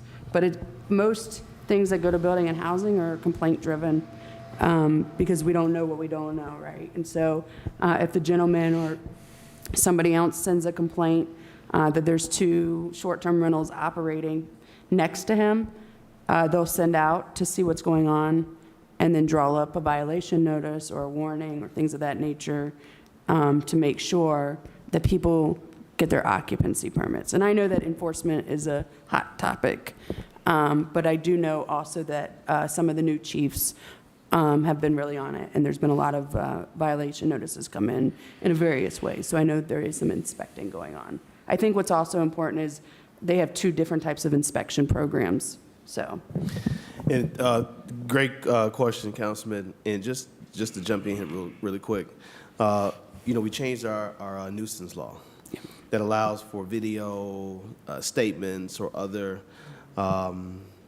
mechanisms for the police to take as probable cause, right, to issue the citation or refer the issue to prosecution.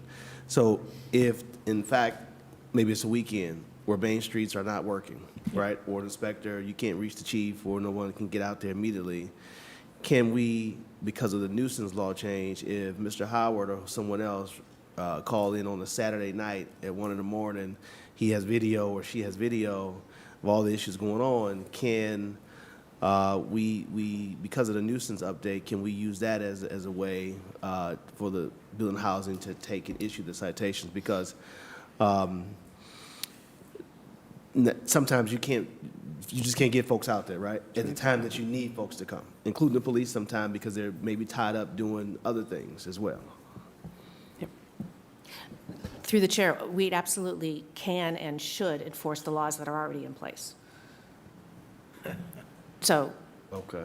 I mean, yes, the answer to your question is yes. Okay. All right. Not at the moment, and we will take any additional questions anybody have them soon. Okay. All right. All right, Councilman. Thank you, Mr. Chairman. I think Thank you hit it on, and I appreciate you kind of like opening this up a little bit because that's the real problem here. We can't have rules on the books and laws in place already we're not enforcing. Yeah. So here we are again. It's just another roller coaster ride here to me. Now, don't get me wrong with what I'm saying here. I do support the legislation. I realize that there's an issue here. I asked a couple of questions, how enforcement would go, and it sounds like the same old song and dance. It goes to 2 or 3 different departments, and we have to chase these departments to deal with these issues as elected officials. The citizens don't know who to contact to deal with these subject matters, so they'll contact our office, and we'll be chasing after the police, we'll be chasing after building and housing, and who else will be chasing after? Who's the other people that's going to be enforcing it?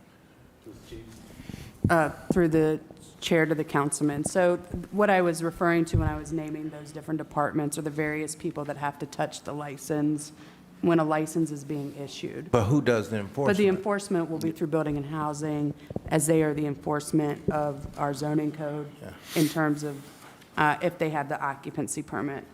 I can defer to the commissioner if he has anything to add for Division of And Assessments then I have a licensing. suggestion, Mr. Chairman, for a potential solution to the problem.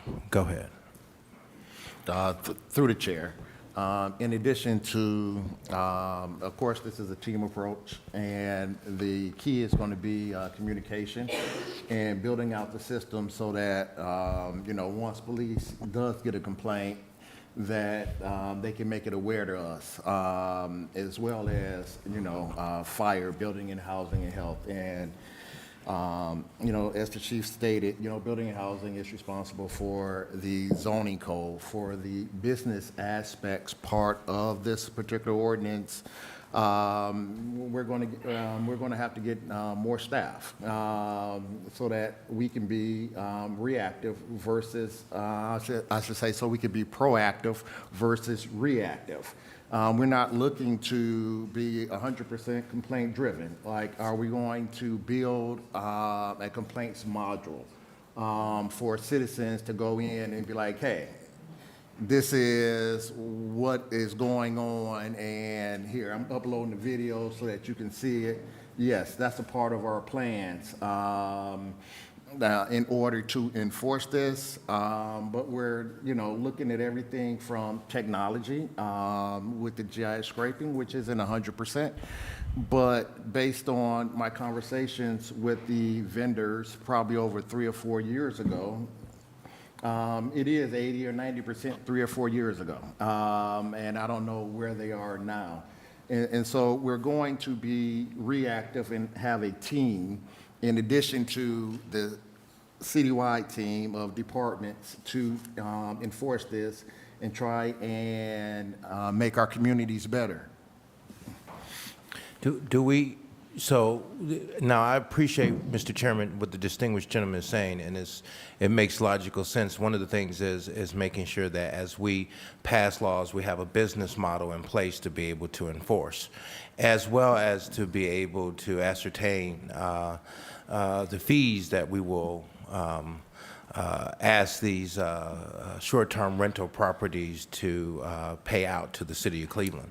So this is one of the reasons why I asked the question, do we know how many of these platforms exist? And we were told we just don't know right now, but it could be anywhere between 900 to upwards 1,500.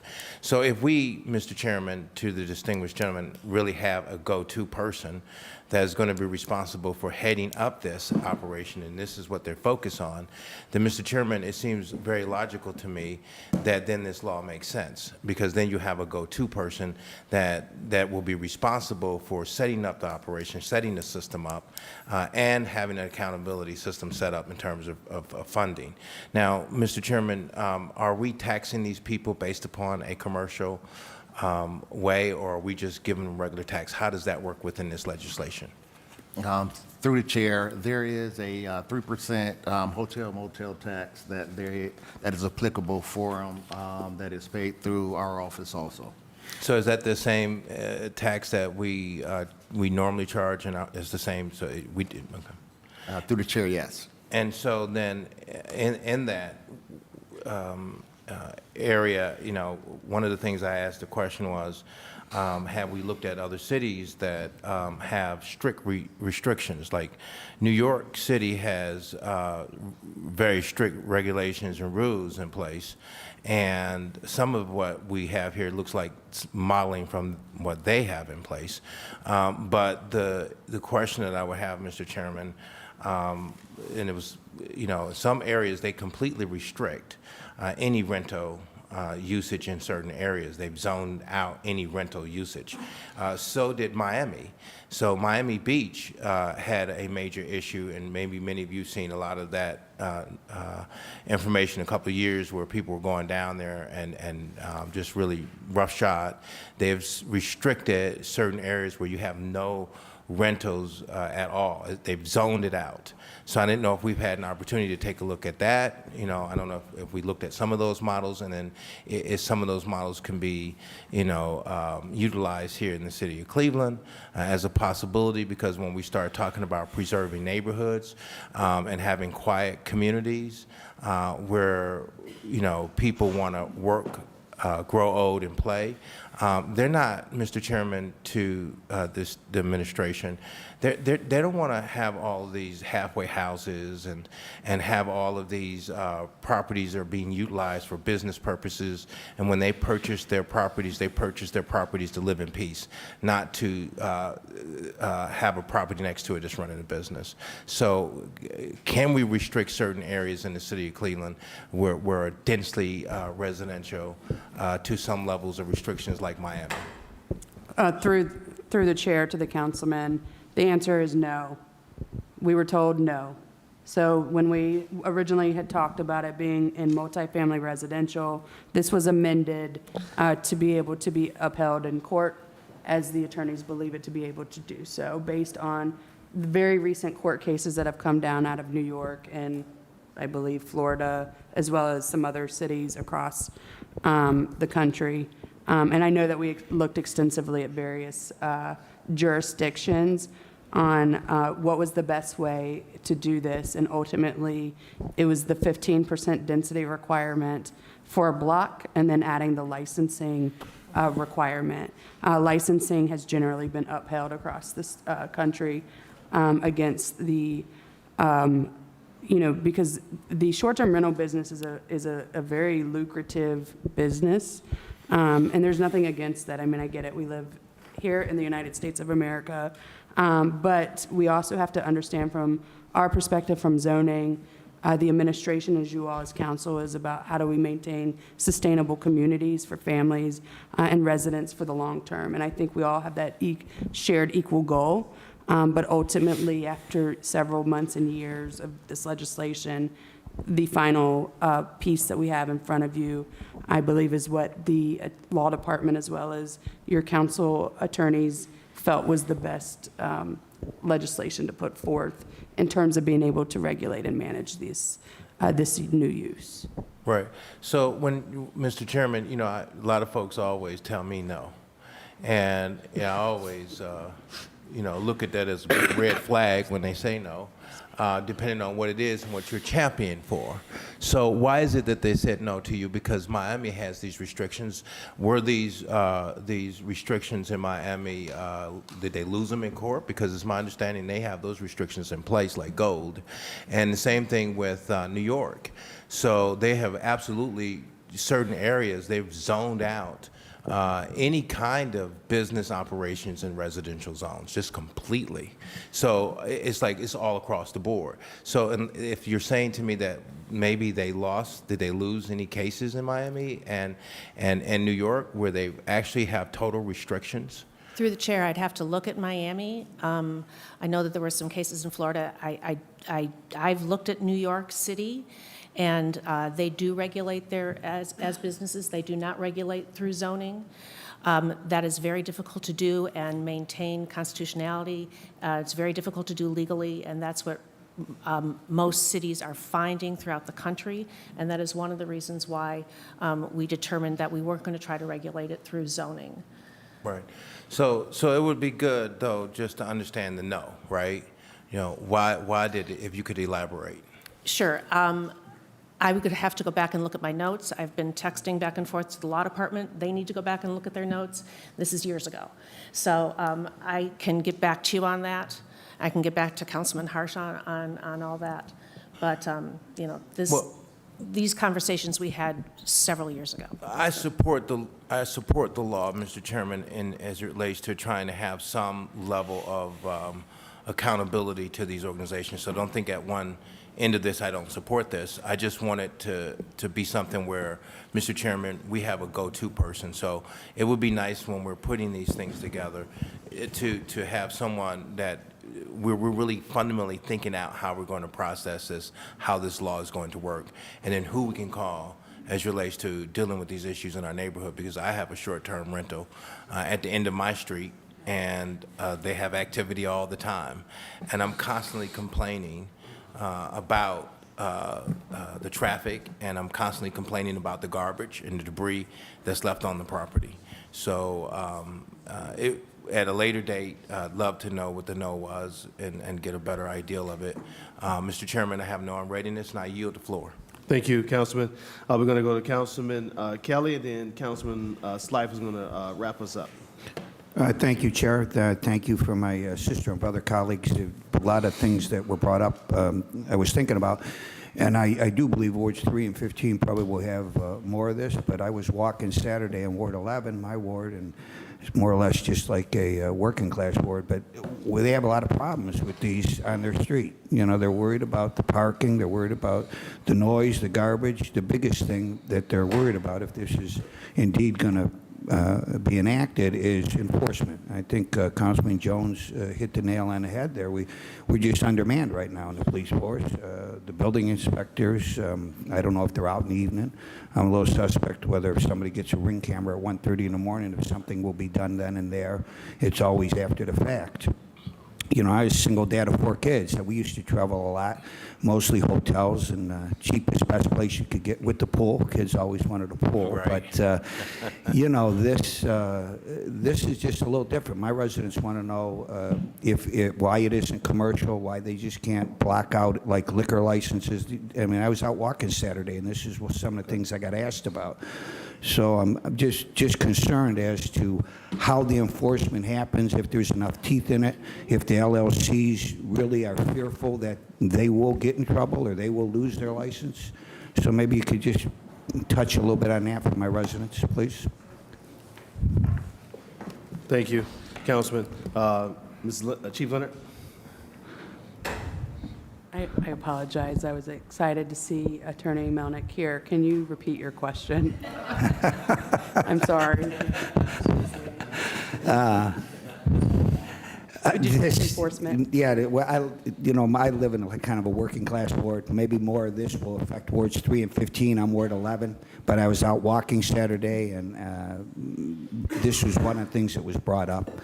They're just very concerned. We have them in Ward 11. People rent them, and it's just a party. They get on social media, and you get 30 people that show up. They cause havoc. 1:30 in the morning, 2 in the morning. The police may be occupied doing something else. They probably have multiple calls for this situation. I don't know if the building inspectors, if they go out in the evening. I don't think they do.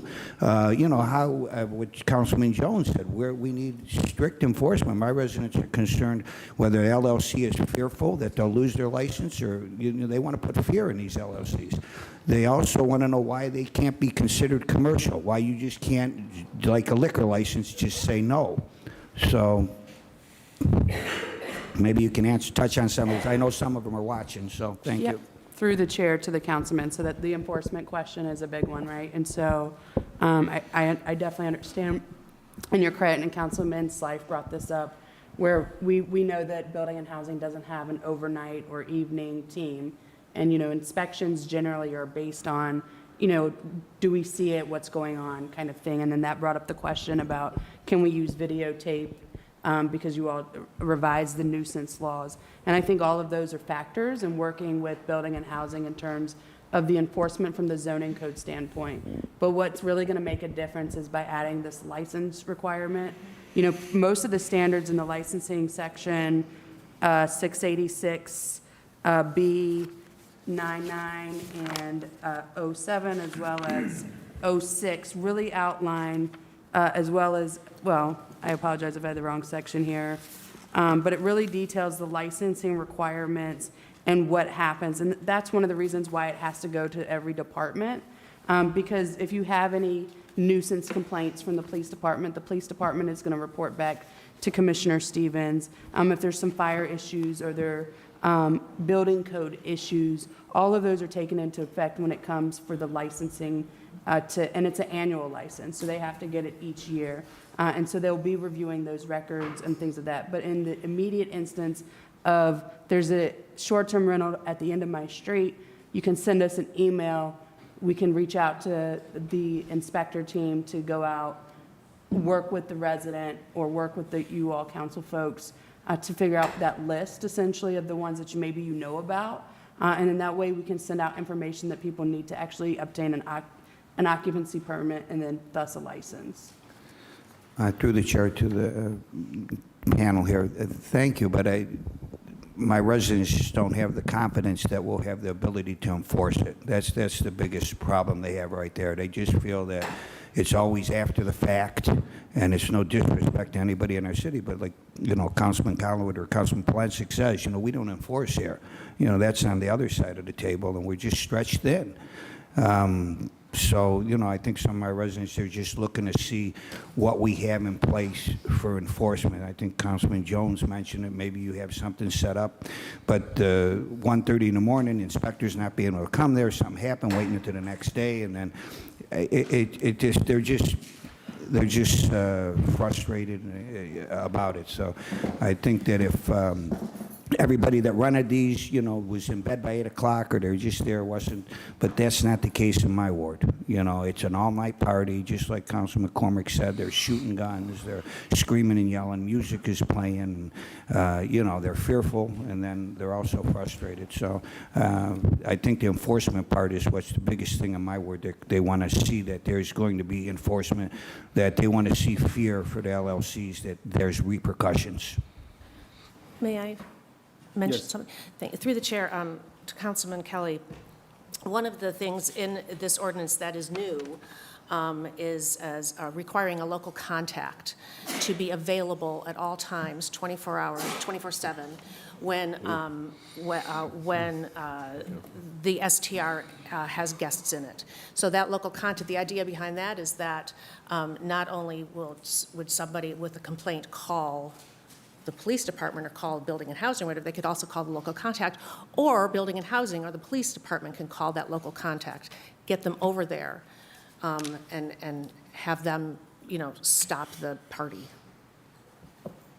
Through the chair, so then the local contact would be the LLC or somebody from renting The that local place? contact would be somebody local, an individual designated to serve as a local representative of the LLC. So if there's a problem, my resident calls at 1:30 in the morning, you call the police, they call them, and then they come and shut it down, or they talk about it? Or? That is an idea, yes. Okay. Thank you. Thank you, Councilman. Great point. Councilman Slife will wrap us up. Thanks. I'll wrap it up by, I think, characterizing part of the challenge in a different way. And to the chairman, I went into Ms. Scalich's office about 2 weeks ago in an effort to out-lawyer the lawyer.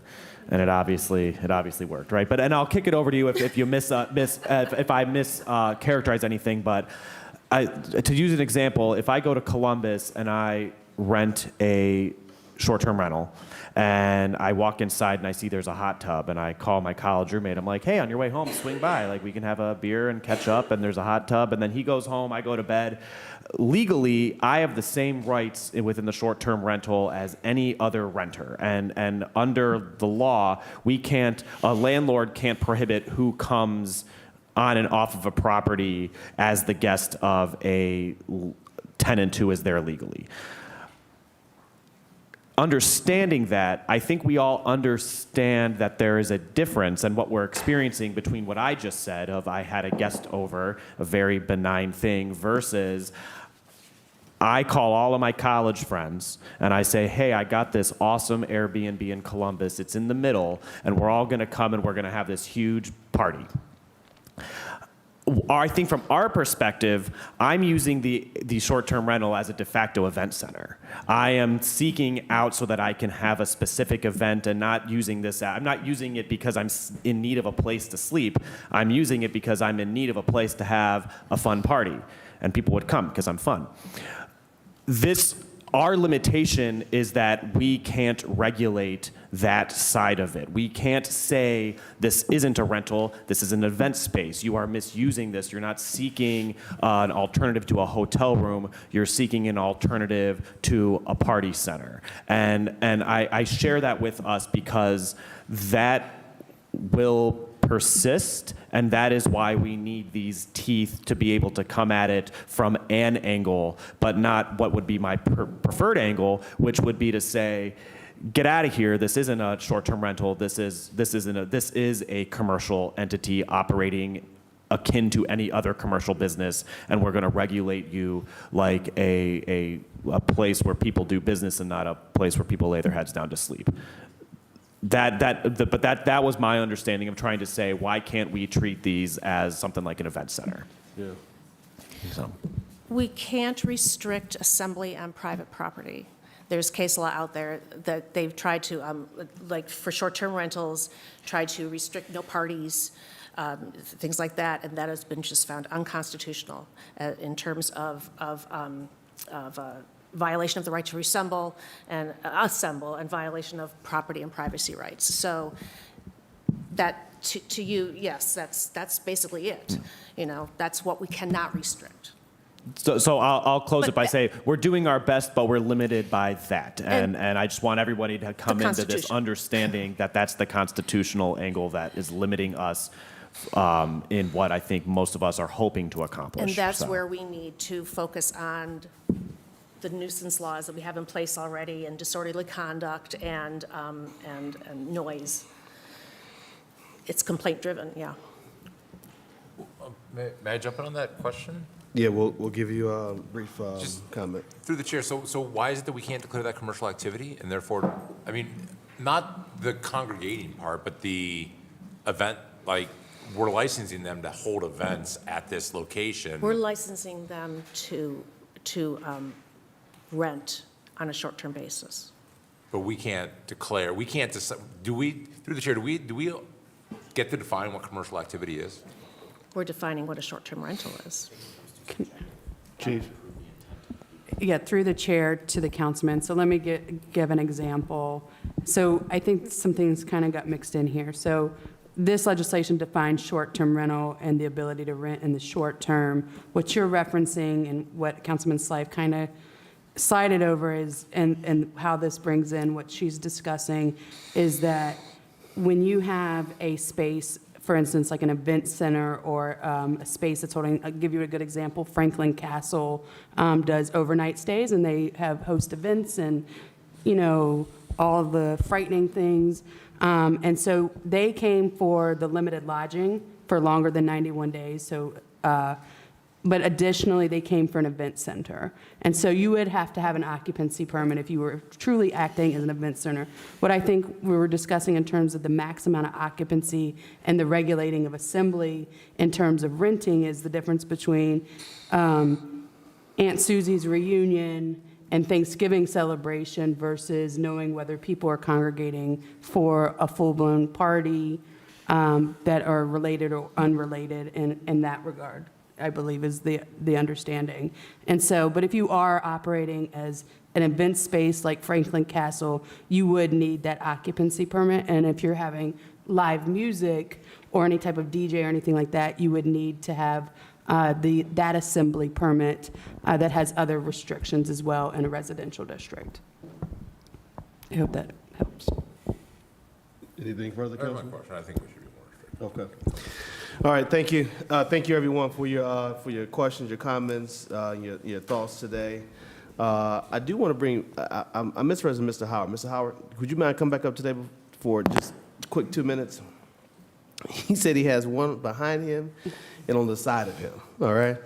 And, you know, I know we've heard from Mr. Howard and a few others, but he's the one who came down. I'm interested, you know, particularly in terms of the enforcement discussion that we've been having.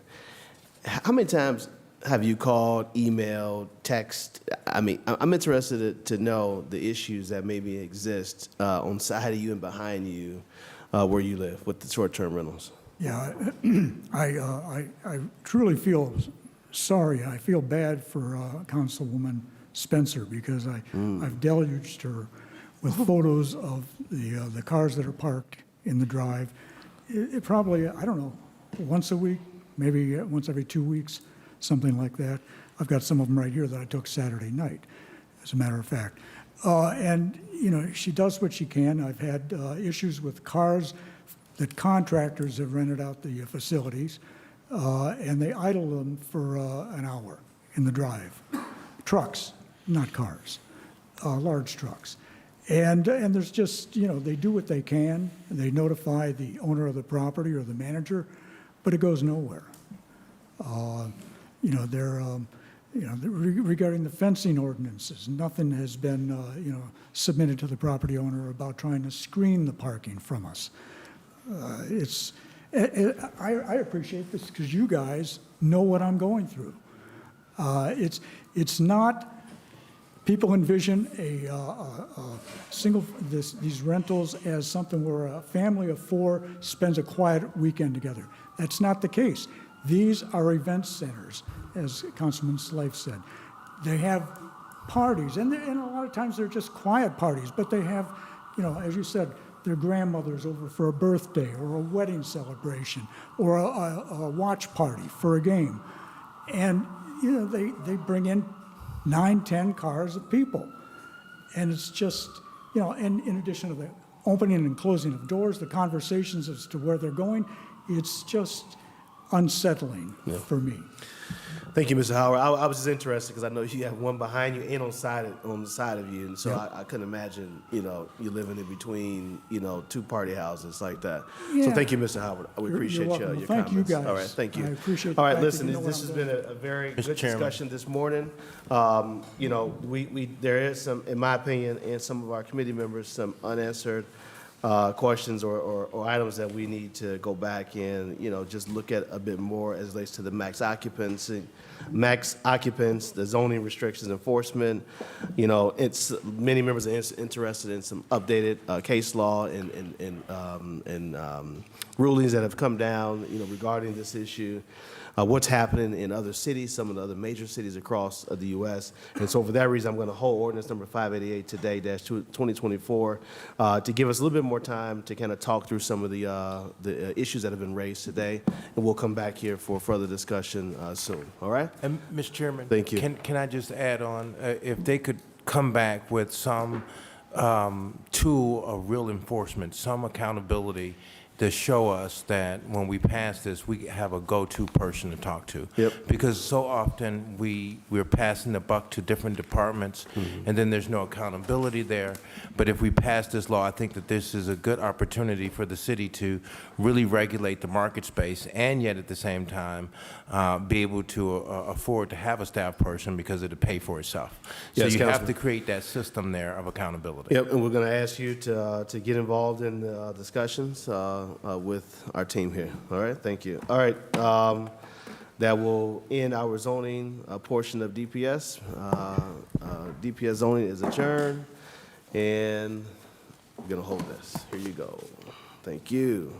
All right, if we want, we can start up. We can take a 2-minute quick break for folks to use the bathroom, take a breather, and then 3 minutes, we'll start back our regular DPS agenda, hearing ordinance number 113. All right? Sorry. Thank you. Don't get lost. 3 minutes, we're starting.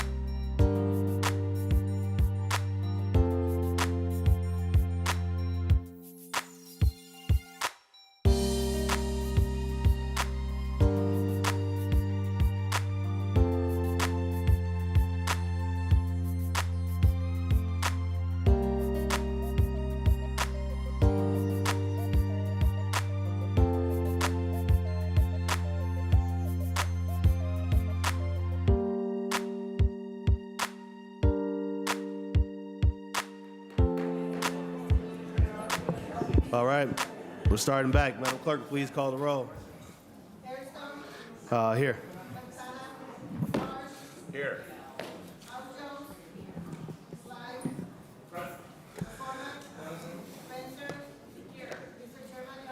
Thank you. I don't know why you called my name. I thought about it. That is our honorary member, Councilman Richard Starr. All right. We only have one piece on our regular DPS agenda.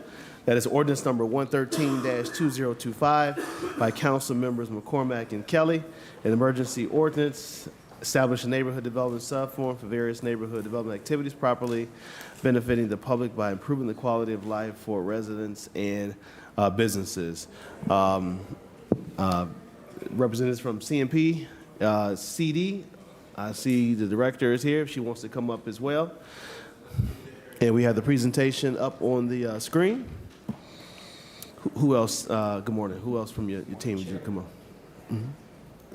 Good morning, Chair. I'd like to invite several CDC leaders to join me this morning. Yes. We have Mr. John Analifo, the Come on up, Dean Mr. of Analifo. CDC leaders, joining us, as well as Ms. Joy Johnson and David Robinson. Mr. David Robinson, Ms. Joy Johnson, please come on up. Director Hernandez, would you like to come up?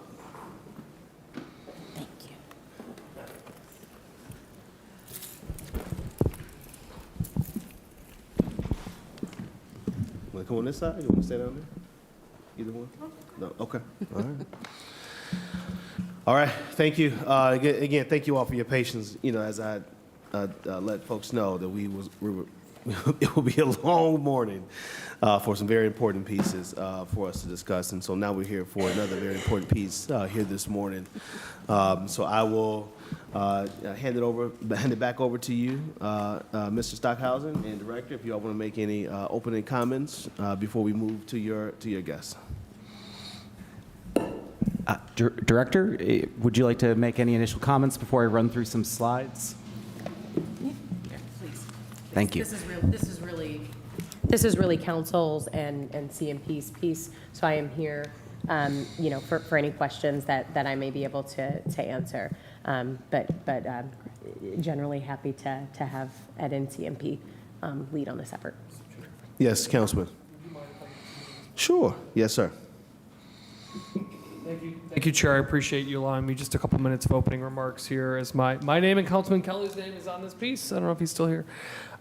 Chairman, I know CNP and the group here will walk through the presentation and rationale of how we arrived here today, but I wanted to just briefly set the stage here, and this is actually a conversation that predates the Bibb administration. We actually were having this conversation with the Jackson administration prior to and before that, I'm sure. Yeah. I'll just speak to my 9 years on council.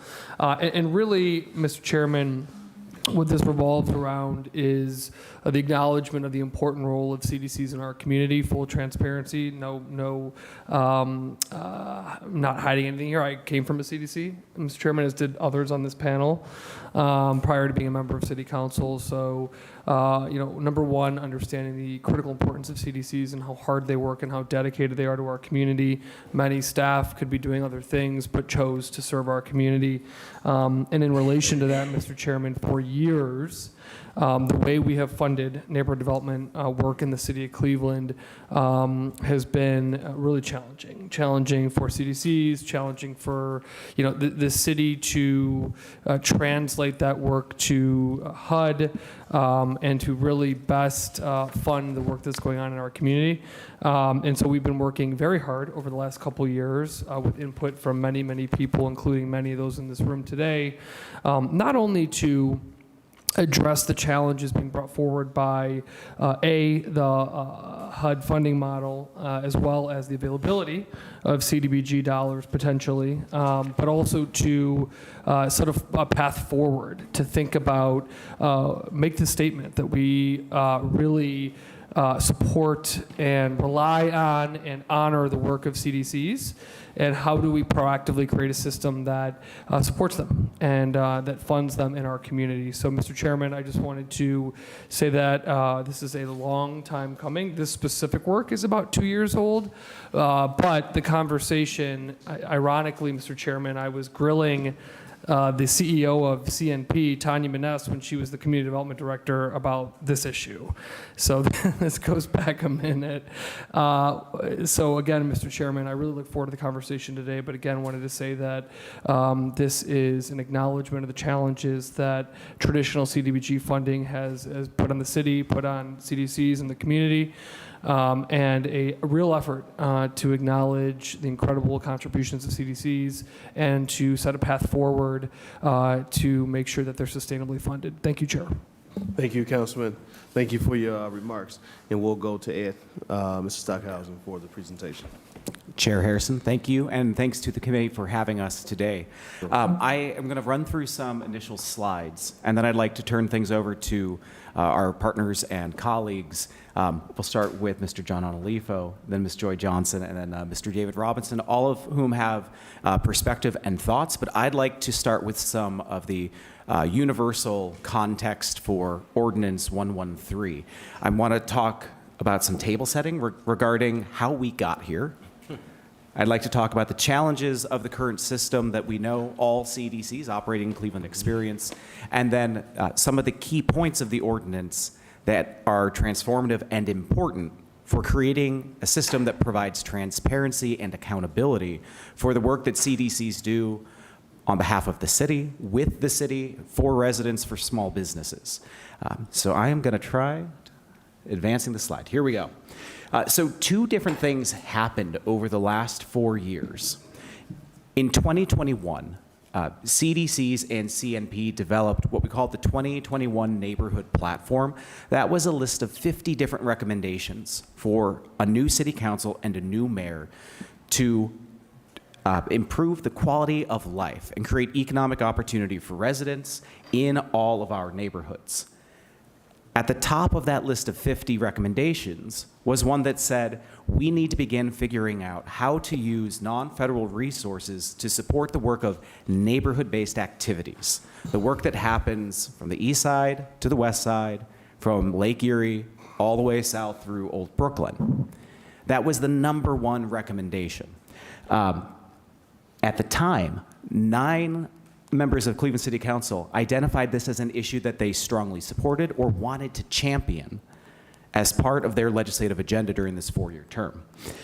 Now, at the end of 2022, there were some proposed changes to the city's existing CDBG-funded program for CDCs.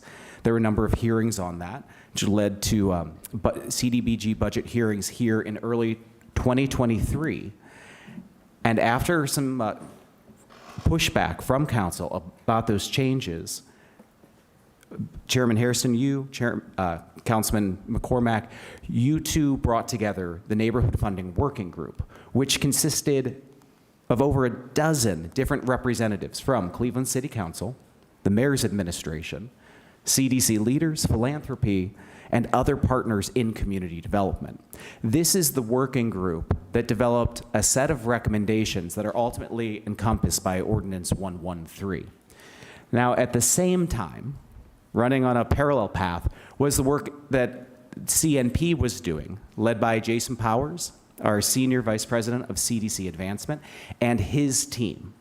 They worked with CDC leaders to identify what are the things that CDCs actually do. What should they do? Not just what are they doing, but really what should they be doing? Those conversations started with small group meetings with members of City Council here. Many of us sat in this room together in small group sessions to understand what your perspectives were about that work. So from 2022 into 2023, CNP was building what we call the ARI model. That's the Advancement and Resilience Initiative.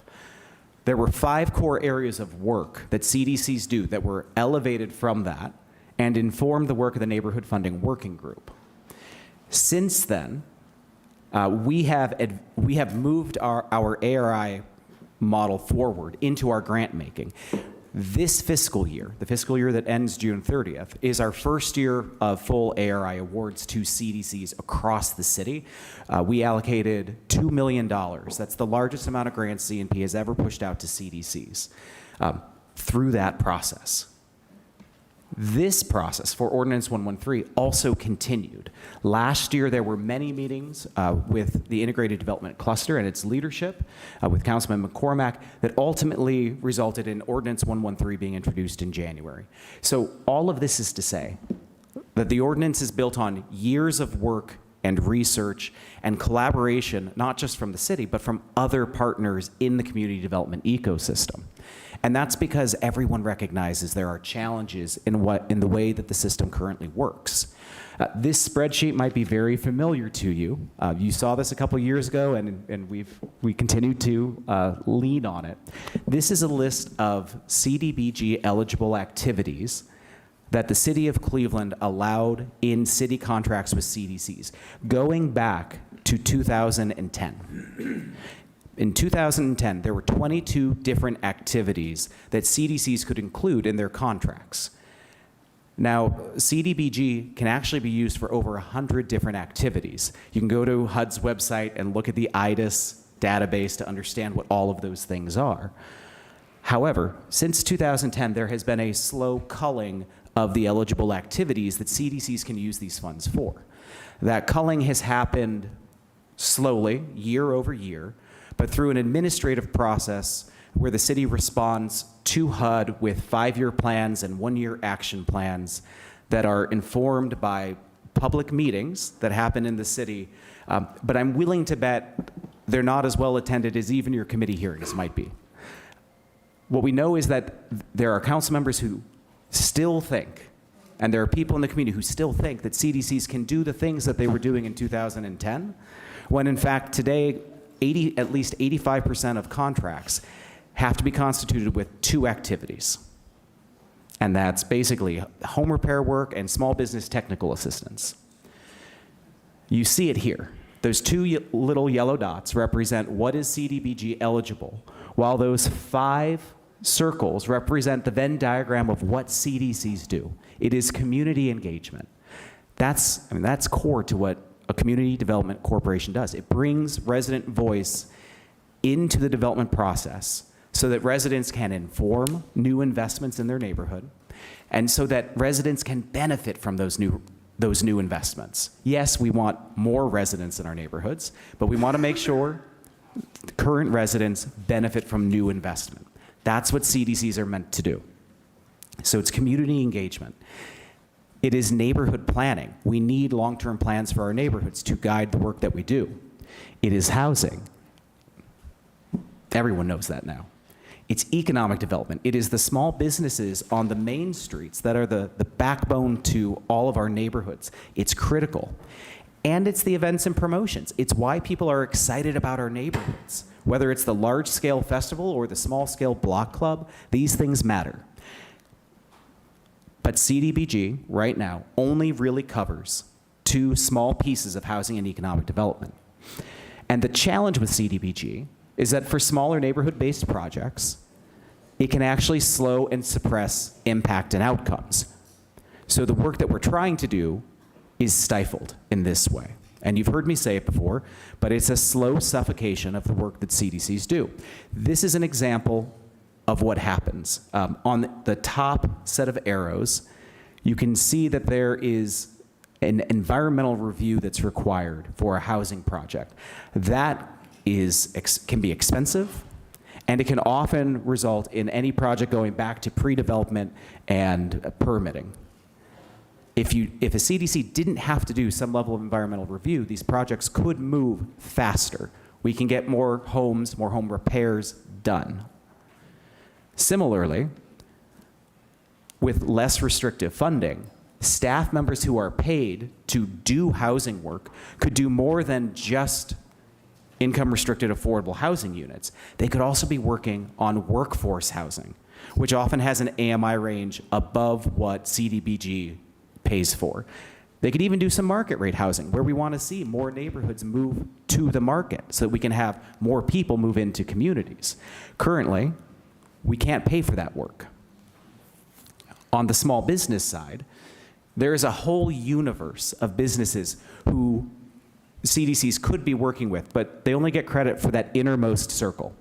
So it's not the big circle of all Cleveland small businesses, and it's not just the businesses that are located in CDBG eligible census tracts, and it's not just the businesses in those census tracts whose owners also income qualify.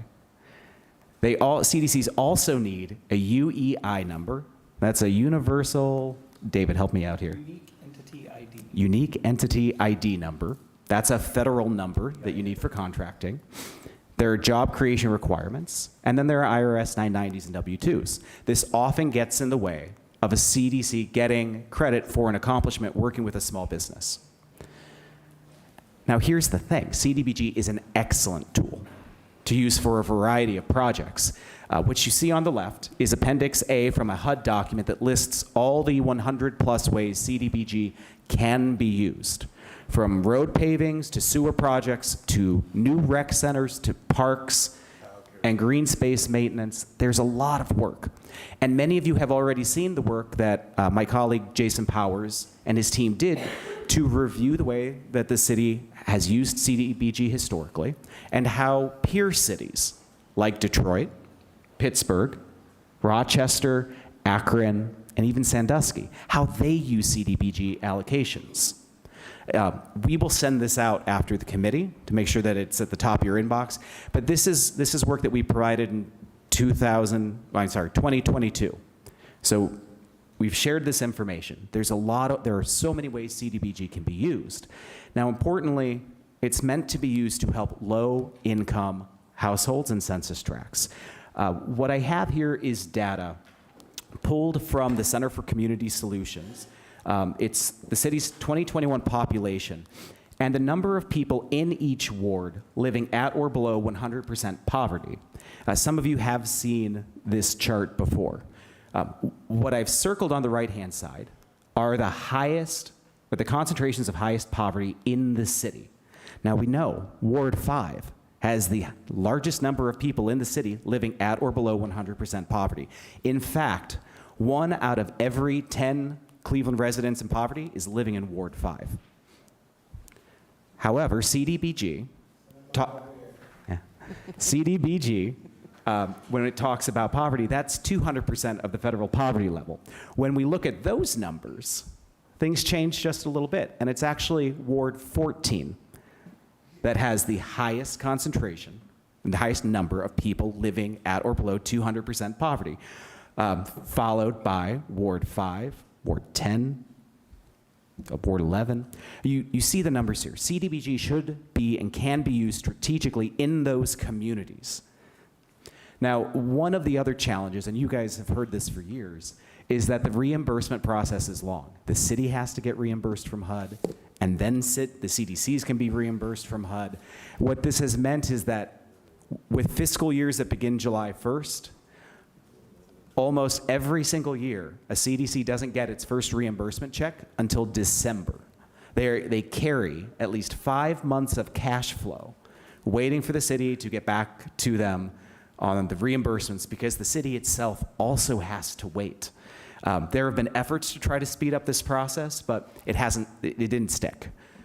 This is a huge challenge for small neighborhood-based nonprofits that are cash-strapped to begin with. Many of them don't have big institutions like hospitals, universities, other anchor institutions who can donate significantly to them. And we know residents can't exactly fund the work of CDCs either. Real estate is expensive, and Cleveland's residents are by and large poor. That's why there are a lot of benefits to Ordinance 113. What we see with CDBG right now are those limited home repair and small business technical assistance accomplishments. What you don't see is everything else underneath the water. It's all the home repairs that they sometimes finance by themselves because it's faster and easier. It's all the business support that they provide. It's the community engagement that they do to make sure residents and their voices have a place at the table for when investment comes in. It's the programming and events that make our neighborhoods attractive places to call home. And it's the financial health of these organizations. This is a snapshot of the data that we are missing because CDBG is such a challenging tool that does not count all the work that they're doing for our neighborhoods. We know that in the last completed fiscal year, there were 370 home repairs completed and over 1,500 referred to partners. There were almost 600 block clubs and neighborhood-based events attended by CDCs. Over 90 community engagement sessions hosted for development projects. 167 businesses supported for the storefront or exterior renovation programs. There are 57 projects in pre-development now because of CDCs. And there were 20 events to attract new residents. Now this matters because Ordinance 113 proposes to enumerate and put into law the 5 core activities of CDCs. They're enumerated in ordinance so that things can't change administratively and so that city council members and the administration can work together to decide what's in the law and what gets funded. Also, as part of Ordinance 113, there's a legislative file that is clear about the standards and metrics used to track all of these things. This is a level of clarity, transparency, and accountability that the current system just doesn't provide. This is another snapshot of what that looks like across these different categories: engagement, housing and economic development, which we collectively call neighborhood development. There's planning, events and promotion, which I'm so sorry, we sometimes just call marketing. Thank you. And then there's partnering. CDCs should not be social service agencies. That's not their job. But they do work with social service agencies to make sure that residents get access to the resources they need. And in fact, we know 1 out of 5 Cleveland residents receive social service through a partnership with a CDC. So let's talk a little bit about reporting, because this matters a lot too. With this proposed system, we're talking about monthly reporting on the metrics that CDCs do, with quarterly reporting to our elected officials, in the mayor, his administrative staff, to city council. This matters so that you guys can stay up to date on what CDCs are accomplishing in neighborhoods. And if a CDC were to fall 2 months behind in reporting, payments would be withheld until everything is up to date. Reporting should also include neighborhood and ward identifiers. Chairman, you and I spoke about this several months ago, about just the fact that neighborhoods and ward boundaries do not completely line up. And that's fine and fair, but we need to be able to look at the data in multiple ways. There's also a review committee. The legislation proposes that there should be a committee of, I believe it's 13 individuals, who are charged with 2 tasks. They make recommendations on the list of participating CDCs, and they make recommendations on that list of neighborhood development activities, the things that CDCs can do with support from this fund. It would meet 3 years after implementation and then every 5 years after that. This matters so that every year there's not another set of changes for CDCs. Neighborhood development takes place on the scale of decades, not days and weeks, but decades. And so there's a level of consistency that matters for the people who do the work. That review committee would be composed of 3 appointees from the mayor's administration, 4 members of council or their staff, and then 6 non-voting members representing CDC leaders, local foundations, and local community development intermediaries. But recommendations would be voted on by people working in this building. This slide is a summary of some of the main elements of Ordinance 113, the source of funds, the eligible activities, the reporting, and the changes to the program. And what I want to emphasize here is this is largely a response to the fact that we know CDCs, it's been getting harder and harder for them to do the work of neighborhood development, and that's largely tied to the reduction in eligible CDBG activities. We also know that outcomes are better when all actors and systems are aligned. When there's a citywide network, that is aligned with philanthropy, that is aligned with funding that comes from City Hall. And that matters because the city's funding is the largest source of funding in the CDC ecosystem. It's right now $8.6 million per year. CNP's grant making is the second largest, and we just did $2 million. That's less than a quarter of what the city puts into CDCs every year. Your money is the most important money in the system. When it empowers CDCs to do the most work, it opens all the doors and opportunities. When it is the most restrictive, it decreases the opportunity for CDCs to do the work that residents and small businesses need. This is the end of my presentation, but I'd like to invite John and then Joy and David to share some opening remarks, and then we'd love to hand it back to the committee. Thank you, Ed. Thank you for the presentation. And we'll move to our CDC leaders, Ms. Shannon Lefo. Hit your microphone and turn it green. And please bring it forward so we can hear you. Me? Thank you. Thank you, Chairman. Before I start speaking, I would like to ask my colleagues who are here from the CDC to please stand, if you don't mind. Please, don't be shy.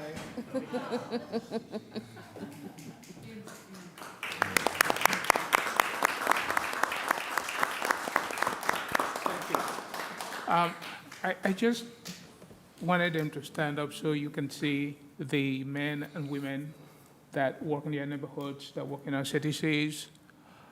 They have a difficult job.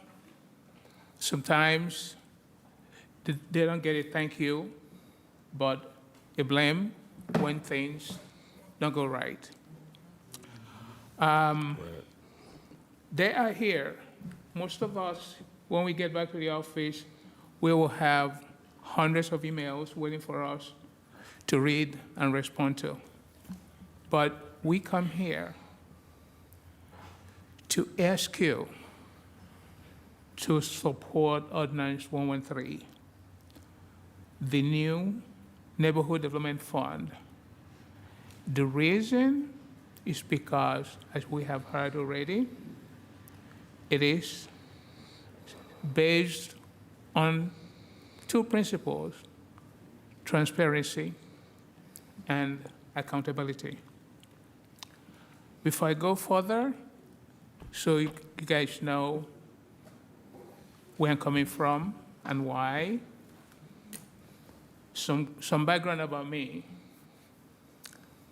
I joined the CDC industry in 1989 after I graduated from the University of Akron, working for the city of East Cleveland as the executive assistant. My responsibilities then were to work with the Department of Community Development and Public Works. In 1994, I left East Cleveland and went to Buckeye Area Development Corporation as the executive director. I was there until November of 2002, when I came to Famicos Foundation in Glenville. And thank you, sir. And I've been there up to now.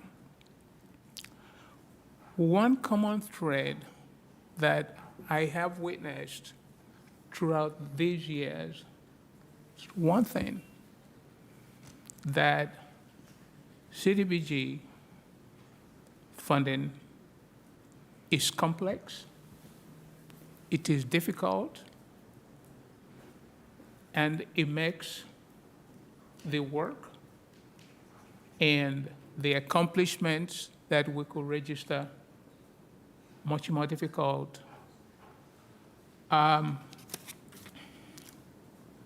The new funding, which, as we have heard, that it is the most important money that we give to the CDCs, that we, the CDCs, act as a bank for the city, and we don't get a thank you for it. What do I mean? we work on a reimbursement basis. And in order to get that money back that you have allocated for us, we have to work it, spend it, then apply for it, and wait to get it back. We haven't said no, and we can't say no because it is the system. But we feel that the proposed neighborhood development fund will make it easier and more transparent for the work we do. And for the residents that we serve, some of them wait for services. I have witnessed some that passed That's right. before they were able to get the services that they were waiting for. It shouldn't be so. We need a funding source that allows us to hit the problem head-on and go to the next thing.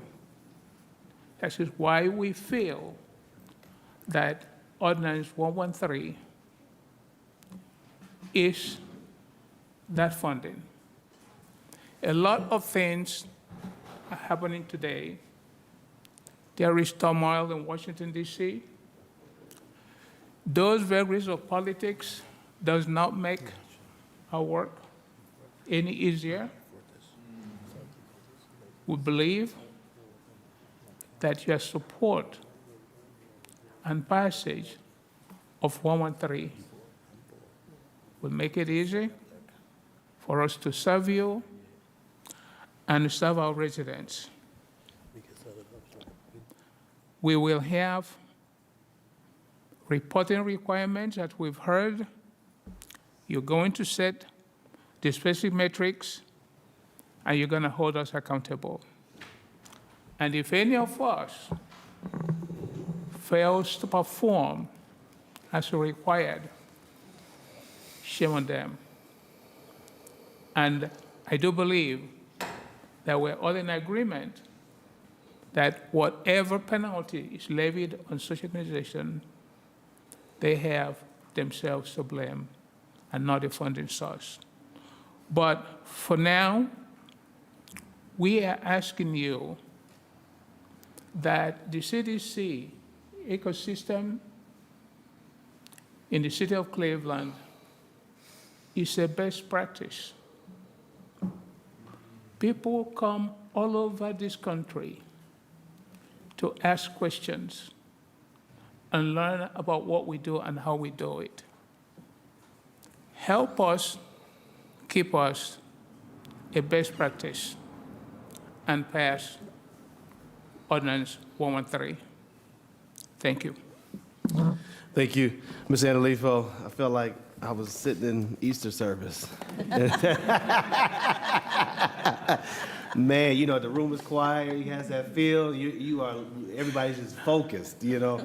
Thank you for your comments. Listen, I know personally all the great work that you do to service our neighborhoods on the northeast side and all the work you do to help others across the city that people don't talk about. So I appreciate your comments. Thank you so much. Director Johnson? Good afternoon, City Council members. Good afternoon. And to my colleagues, Chairman Harrison. I'm Joy Johnson, and I am the Executive Director of Burton Bell Car Development, and working on the front lines in Cleveland's neighborhoods. Unlike Mr. Analifo, I don't have 30 years of experience, but I got 20-some years of experience in this work. And I have all of these notes, but I just came up with something, a freestyle, you know. I'm a hip-hop baby, so sometimes we freestyle. And so I'm not going to go through my notes. We've heard a lot about how administratively hard it is to use block grant dollars, and that is important. But I think we all signed up for this work knowing it was hard. And I think we can work out the administrative issues, and I believe that this ordinance does address them. But the most important thing I think it provides is stability, because we all do this work not because we want it to be easy filling out forms, but because we want to help our neighbors in Cleveland. And I know that you all do your jobs for the same reason. And it's almost ironic for us to complain about our jobs being hard when city council members, you all have one of the hardest jobs that I can imagine. Bless your heart, my grandmother would say, because I don't know how you do it every day. But we have to think about that our neighborhoods didn't get this way overnight, and they won't be revitalized overnight. And think about our neighborhoods that have had so many promises broken, so many resources pulled from the neighborhoods, and the work that CDCs have been able to do to slowly but surely rebuild that trust with residents and with government. One of our colleagues said last week that there are people who interact with CDCs that would never come into City Hall. And if the CDCs go away, they won't be able to be thriving members of our community. That is why this program is necessary, because that trust will run out if the CDCs leave. Let me look at my notes. So Ordinance 11325 gives CDCs stability year over year. We'll know what activities are eligible, and we can plan for them over the long term, because these problems aren't usually solved in one fiscal year, but it's hard to make that adjustment and suddenly tell a resident we no longer have that program or we no longer have that staff person because of a change that happened at the beginning of a fiscal year. And we are working to rebuild trust little by little, but that wipes the slate clean and takes away all of the trust that we built. So let's not break another promise to our residents, and I hope that you pass this ordinance. Thank you. Thank you, Director Johnson. All right, Director.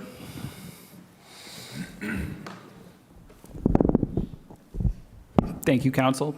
Thank you all for letting us be here today and bringing this ordinance to the committee so that it can have a proper shot at being heard and fully understood for not just council, but for our residents that we serve in all of our wards and different neighborhoods throughout the city. My colleagues have spoken a lot about why this is important for not just the CDC system, but for our residents. I want to touch briefly on how CDCs have adapted over the past few years as the work was narrowly focused, as Ed had spoke to in the presentation. When you take these organizations, when you take the CDCs and you have 20 different types of work to be done, and when that work gets narrowed, there was never conversations had on a broader scale with our residents and with our constituents around how that work got narrowly focused. And so there's a lot of feelings that we've heard as peers up here from council members, from constituents, from city leaders and administration, that there's frustrations with your CDCs. There's frustrations about the type of work they're doing or the perception of that work and what's getting done and what isn't getting done. And unfortunately, we've done a disservice to our residents by not walking them through this process. And really educating them on how how just reducing the number of matrix codes that we can tap into to use CDBG affects the day in and day out of residents in our service areas. And so when you take those opportunities to do work in our service areas, and when they get reduced over time, it creates frustration and it creates distrust. But I really look at 113 as that blank slate opportunity to start rebuilding all of the trust between council and CDCs, council, CDCs, and the residents that we serve. When, Mr. Analifo touched on it very briefly, but he brought up Washington, D.C. and the changes that we're seeing at the federal level and how that might impact the work we do here in neighborhoods every day. And it's important to not treat that as, the third rail in this conversation. I want to entertain questions about that. I'd love to have open dialogue around what that really looks like. And we know cuts are coming. We don't know where they're going to be felt. We know of the cuts we've heard in the media already. We know what's happening with food access and the food bank. We know what anticipated cuts are being faced from a safety service standpoint. We know these things are coming. And so we're looking to this body to find those solutions with us. And we know your job is just going to get more and more difficult as the months go on. But to Ed's point, this one has 2 years of research behind it. This one feels a little closer to the finish line compared to all of the other things that this body is going to be asked to tackle as we go through the upcoming weeks and months from changes at the federal level. And so with that, I'd love to really get into the meat and potatoes behind it, get into dialogue and questions. And so I'll stop there. Thank you. Thank you, Director.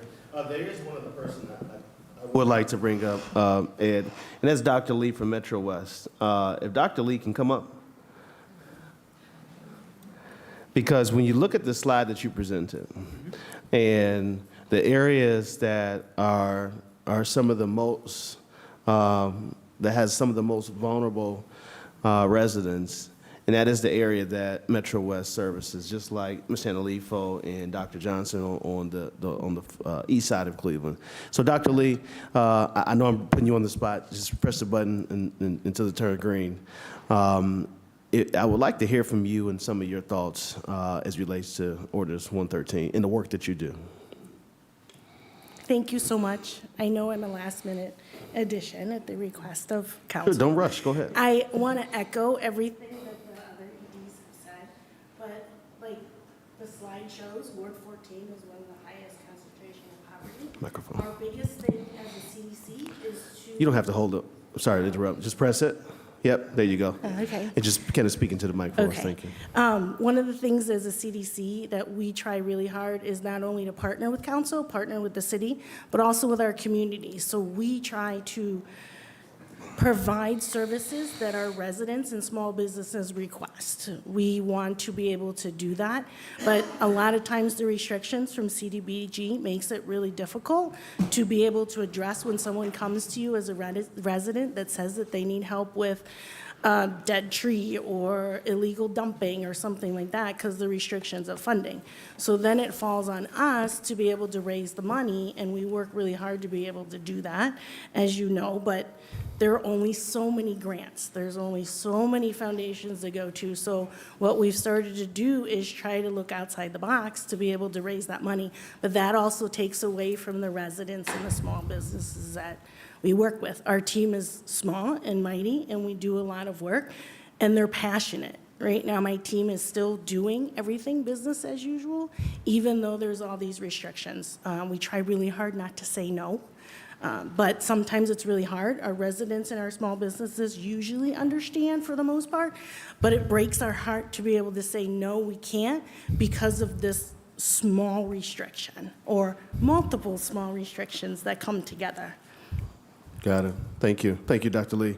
You happy to stay here at the table, or you can go back to your seat, whichever one you like. She said she's going back to the table. All right. Thank you. Again, thank you, Ed and your team for putting together the presentation. Yes, was a part of this process moving months ago, a couple years ago. Just for me on the onset, as I share with you my concerns about this 13-member committee. And so that's something that I still want us to talk about and address, whether we get to that today or not, but I want to make sure that we have that discussion. I'm not sold on 13 members, a 13-member committee. As it stands now, CDBG, if the CDC would make an application to CD, at one point, Mr. Titron and others would kind of review these proposals and share feedback and thoughts. We would get these dashboards back during our annual CDBG kind of budget hearing, just to kind of show us where the CDCs are at that time, their accomplishments and what they've been able to do during that period.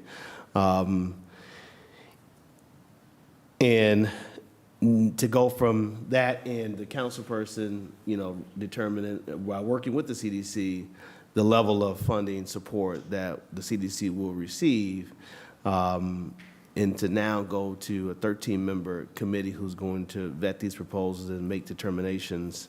So can you clarify for me, Ed, is it the thought or goal of 113? It's been a while since we've dealt with this. Yes.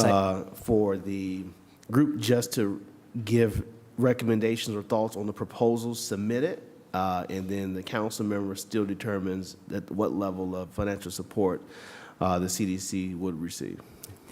Chairman, I think this is a great point of clarification. Under the current system, each of you has an allocation of NDA funds that you allocate either to the CDC working in your ward or the CDCs serving your ward. This proposal does not change that. Council would still have an allocation, the same as they do today, and they would get to decide how much of that goes to the CDC or CDCs serving their ward. The review committee only takes place 3 years from now and then every 5 years after that to make recommendations, not to make changes, but to make recommendations for council and the mayor to consider on eligible organizations and the activities that they do. That is all the review committee does. It is a way of semi-regularly coming back to assess the value of the ordinance. The organizations doing the work, are they doing it? Should new organizations be invited in? And should some be kicked out if they're not doing the work? And then what about the activities? I have no doubt that over John's career in community development, there are things that CDCs do today that they weren't doing 30 years ago. And there are some things that are the same. It's important to revisit the work on a regular basis, but not every single year so that contracts become chaotic. The review committee is strictly about assessing at clear intervals who's doing the work, are they doing it, what are they doing, and then making recommendations for council and the mayor to determine changes to the ordinance. Sure, thank you. All right, thank you for that. I'll go to the committee for questions. I have other questions, but I'll save mine for later. And we'll go to first, we have Councilman Joe Jones, and then we have Chris Harsh. If anyone else wants to go on the list, just let me know, all right? Okay, thank you. Councilman Joe Jones. Thank you, Mr. Chairman. Looking at this, Kerry McCormick opened an intro on this. This is a subject matter that is and has been talked about going all the way back to the 1990s. So it's always has been an issue with funding our local development corporations. And block grant money was put in for the purpose of helping to stabilize poor populations and to stabilize cities that are in need. And certainly Cleveland has carried, Mr. Chairman, the distinction of being one of the poorest cities in the nation. And so that we looked at these slides, we could see that the poverty is intertwined in every single neighborhood. So you can't say one neighborhood is don't have poverty, they all have poverty. And this has been a system, unfortunately, that's broken in the city of Cleveland. I have argued about this subject matter in private and in public about why we're here. I've even went as far as talking to council members, who's now the clerk, Turner, about why it's so lethargically slow. When contractors don't, Mr. Chairman, have to hold the money of their clients, it is really difficult after 45 days, especially when you're trying to continue the workload and continue to get more money coming in. You need that workload, you need that volume. And when I have to hold the city's bank on my back for 3 months or 6 months and then don't have a contract to boot, and then have to go through all of these processes that are encumbered on top of already the reporting process. And Mr. Chairman, what adds insult onto injury is there's no consistency in the system. So each year there's always these changes, there's always these processes, there's always something new, or there's always someone else holding up $100,000 or $200,000, and in some cases millions of dollars for a 2-cent change. And so, sitting here at this table, being a business person and being a contractor, I understand the weight of what it means to hold someone else's paper and not get paid, and then not be able to pay for my own bills, and to watch my company or my corporation slowly, lethargically get eaten away to such a degree where I can't retain my staff, I can't pay for my overhead cost, and I still need to bring money in, but yet I still can't seem to get that money in because we have all of this incumbents and all of this issue on top of issues, and then we have to work through all of those layers just to get paid. To me, Mr. Chairman, it's a smack in the very system that is set up to help us to deliver services to our people. So as council members, when I sit here at this table, I need to have a strong local development corporation. I need to know that that corporation has the best professionals necessary. Because my neighborhood, and you've heard me argue here at this table, and I think Jason, he's in the audience, from the previous administration, he was able to bring out some of the issues that I thought was very important in terms of who's getting what in the city, how investments are working, and the importance of not forgetting certain communities and neighborhoods. And then a lot of times what we see, some communities get a little bit of extra help because of the political structure and system that's set in place. But if we're going to be fair, Mr. Chairman, when we look at this particular piece of legislation, I am concerned to make sure that we don't fall in the same kind of cycle we're in right now. I'm going to repeat that because I just want to make sure that we're clear on this. If we start a new funding formula, we don't want to be encumbered the same way we're being encumbered now with block grant money. The presentation came out and said we had over 100 uses. Technically, I think it's 114 uses that we can use block grant money for. Why are we culled down to 2 or 3 items? So, and then there's been no explanation of the administration. And when we ask these questions from not just this administration, but previous administrations, we really don't get a real fundamental, solid answer to the questions. We'll get something like, these are new HUD requirements or new HUD regulations, so we have to change it around. And so, Mr. Chairman, when we put these funds in place, my concern is not to be in the same situation we find ourselves right now, unable to get these funds. And then I would also add, Mr. Chairman, before I start asking questions on this, is a more comprehensive look as we're looking at this. We need all players in the market space here. We have financial institutions, and you've heard me talk about this, Mr. Chairman, about our banks and our institutions that do business in the city of Cleveland. We have a $2+ billion budget that we're over here. It makes no sense, Mr. Chairman, that our financial institutions that are here in town should play a part with opening up lines of credits for our local development corporations that produce for us and not charge us over-feeing our system. It should be more or less these banks and financial institutions are working with us and working with our local development corporations so that we can have the capacity financially to do some of the work that needs to be done, because they do need to wait to be reimbursed. And so now the next question I would ask, Mr. Chairman, to the director, how long does it take for a local development corporation to receive funding once they've submitted their paperwork?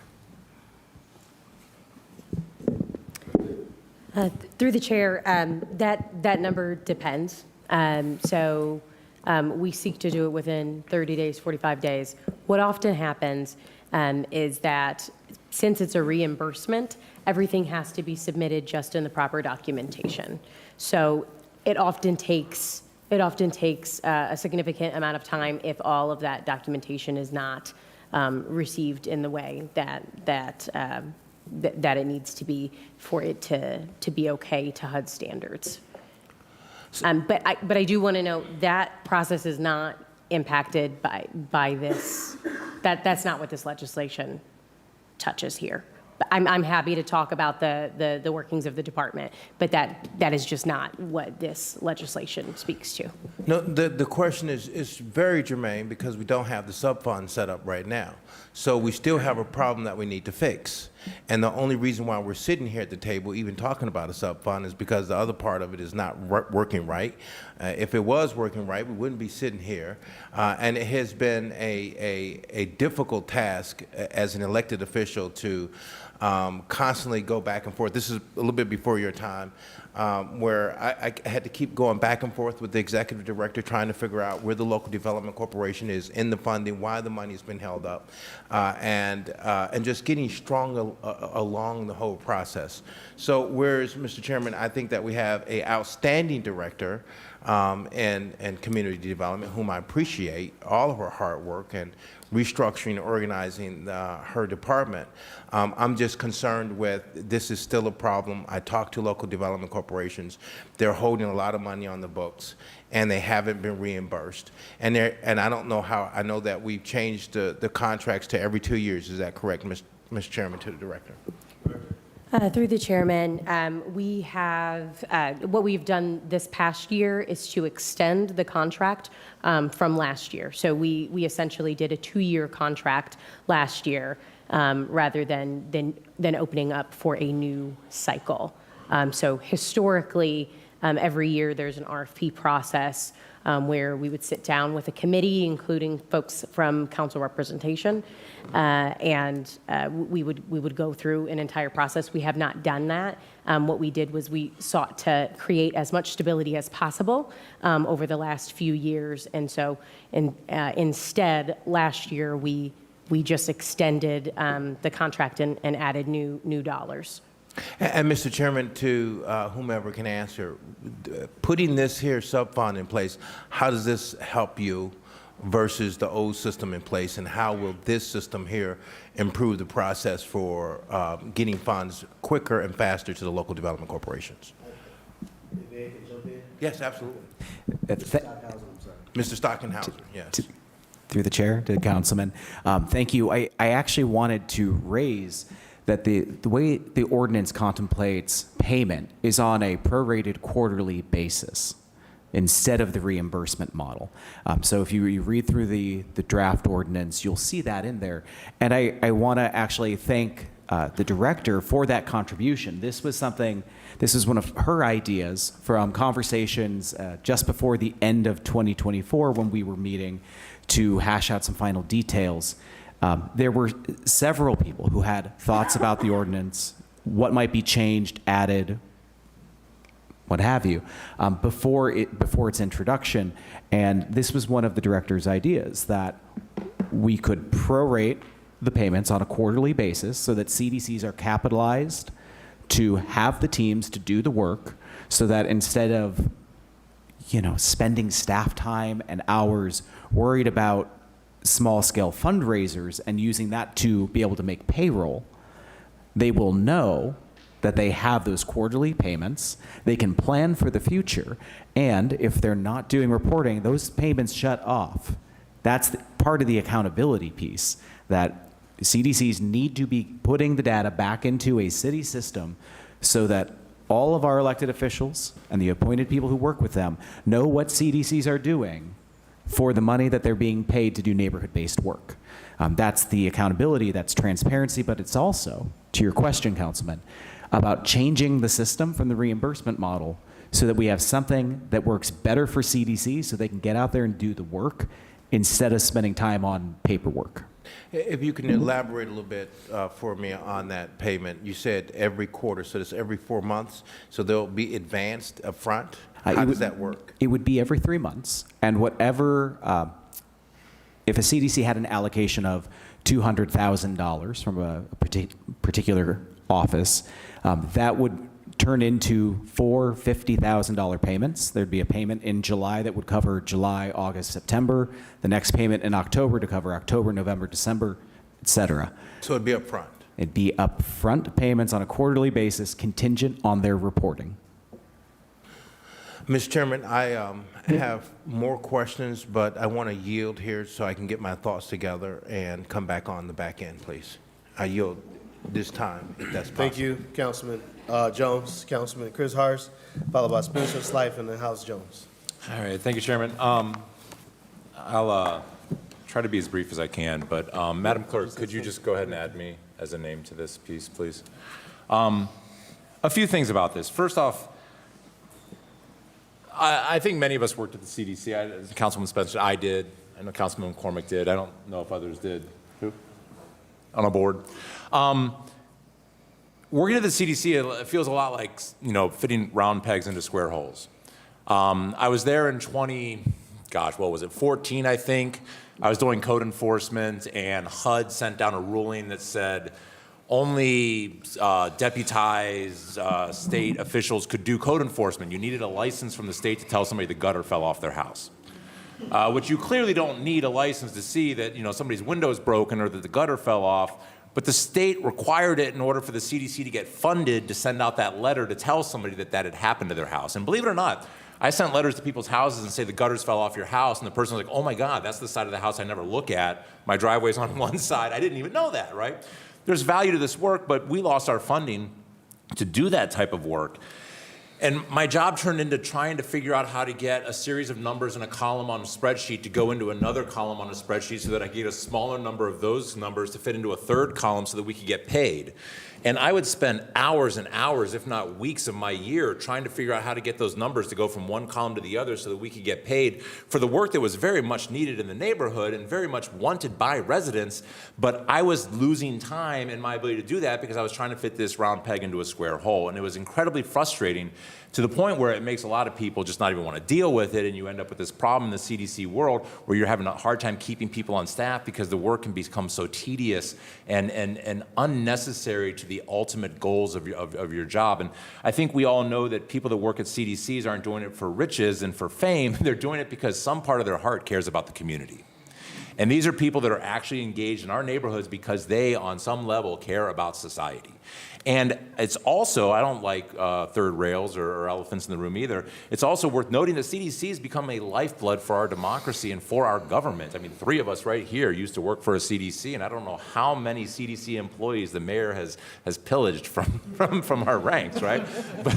But so much of the city runs on knowledge accumulated by people that worked at CDCs. And I was a pretty good community organizer, but I would not be a council person if it weren't for the CDC because I did not know the difference between BBS and BZA. I did not know the process of building and housing issuing a citation and that becoming an actual violation that goes to court and then sitting in the judge's chambers and watching, enforcement happen. You learn so much about city processes working at CDCs that CDCs really become our bench for our developing talent within the city. And that is really important for us to acknowledge and understand and to recognize because the political apparatuses are shrinking, council size is going down, the number of people engaged in political activity is going down in this country, but there is a vibrant group of people that care about our communities, and that is really important to the future of this city. But since the 70s, I think when President Ford created CDBG, a Republican president who created this program, we've had reliable CDBG allocations from Ford, Carter, Reagan, Bush, Clinton, Bush, Obama, Trump, Biden to now. We've had regular annual allocations almost 50 years. And it seems, I think, that because we've done it a certain way for so long, the idea that we can do it any other way becomes alien. It feels strange to us that we would do this process in any way different than the one we have been doing. But Cleveland is unique nationally, and I want my colleagues to hear this. You all might be on the same page already. But Cleveland is unique in that we're like one of the only cities that divvies up our CDBG allocation in this way to begin with. And I don't know, that goes back to the 70s and community organizing. There's a whole, Randy Cunningham wrote a whole book about it. It's called Democratizing Cleveland, worth reading. Anyway, most cities don't do it this way. So we don't have to continue doing it this way either, is my point. So next up, there are fears and hopes. There are hopes and fears for what this could do, and let's address some of those fears first, because I think they need sunshine. There is always the fear that council members will turn CDCs into fiefdoms, that council members will treat CDCs like extensions of their office and only fund them to do things that they want their office to do and pull funding if people are doing things they don't want. And let's be clear, that's already happened. That's happened over the course of the last 50 years. Entire CDCs have been wiped out by one council person who came in and said, I don't like what you're doing. I don't want you around. I'm taking all your funding. I'm going to go start a new CDC. That has already happened, and I think that this bill actually puts some guardrails against that type of behavior by defining what qualifies as a CDC, having something to do with longevity and previous experience in existence. You can't just prop up a new 501c3 and call this the new CDC that you then go out and give all the money to. But I also want to say, because I hear this one a lot, I have residents who want me to treat the CDC that way. Every time a resident gets upset with my local CDC, they say, why don't you just threaten to pull their funding if they don't change their ways? And I say, because that's not a very democratic way to do things, right? That's not a very helpful way for us to have long-term planning. I threaten to fire you every time you do something that some of my residents don't like. And the residents aren't bad. The residents are just trying to see how we can exert influence. But some residents want that and some don't. And I think that overall it's a bad idea. I think that if we're going to have true neighborhood planning run by people in the neighborhood, we need to have stability in that field. And I think that this can ensure that, or at least prevents it from being misused any worse than it already has in the past by council members.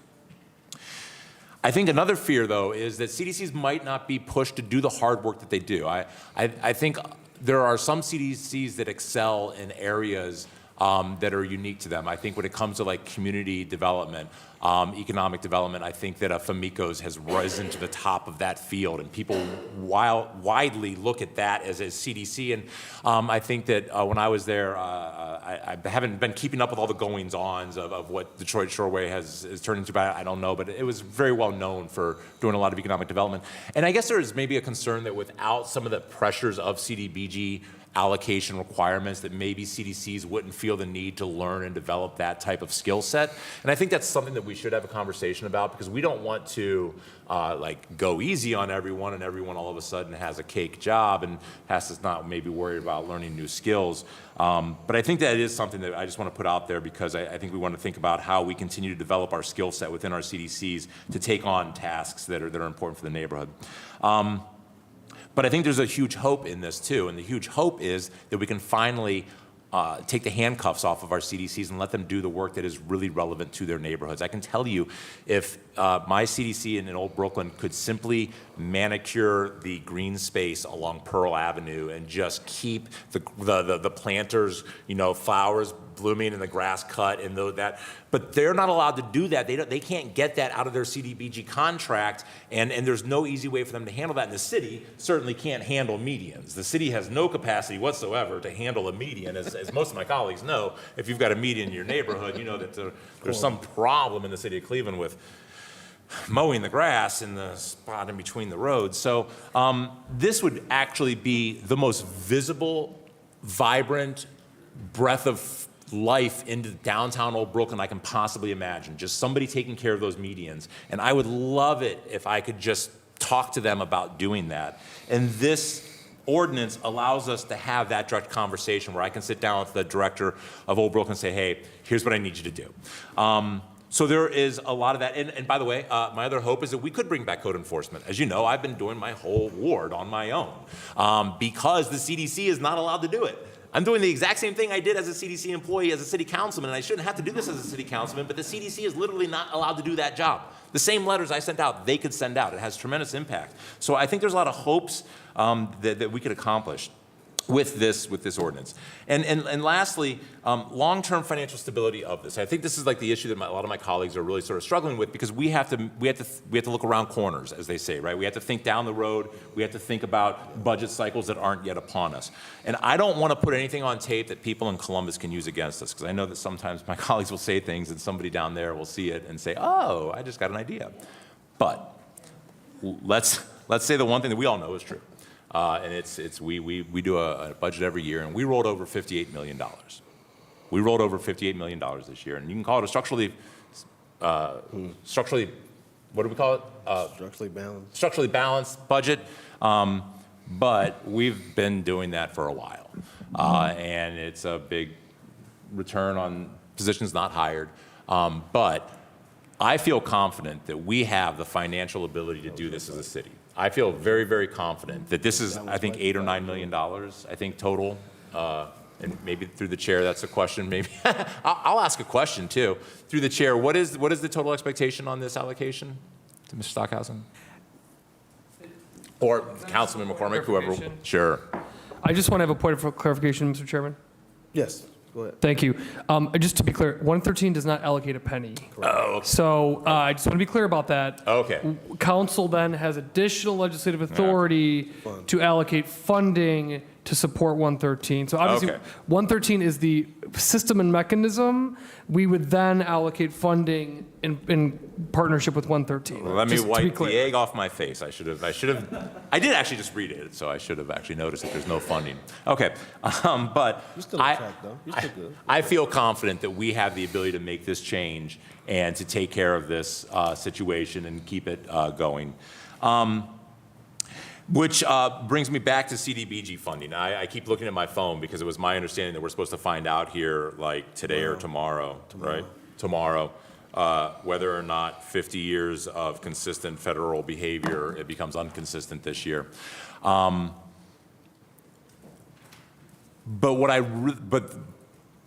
CDBG has always run into the equity versus equality problem, right? We've always had this issue, like if CDBG is really supposed to be addressing the most dire needs in the most economically depressed neighborhoods, why do we distribute it equally, right? This is a good question. This is one that always kind of bothered me.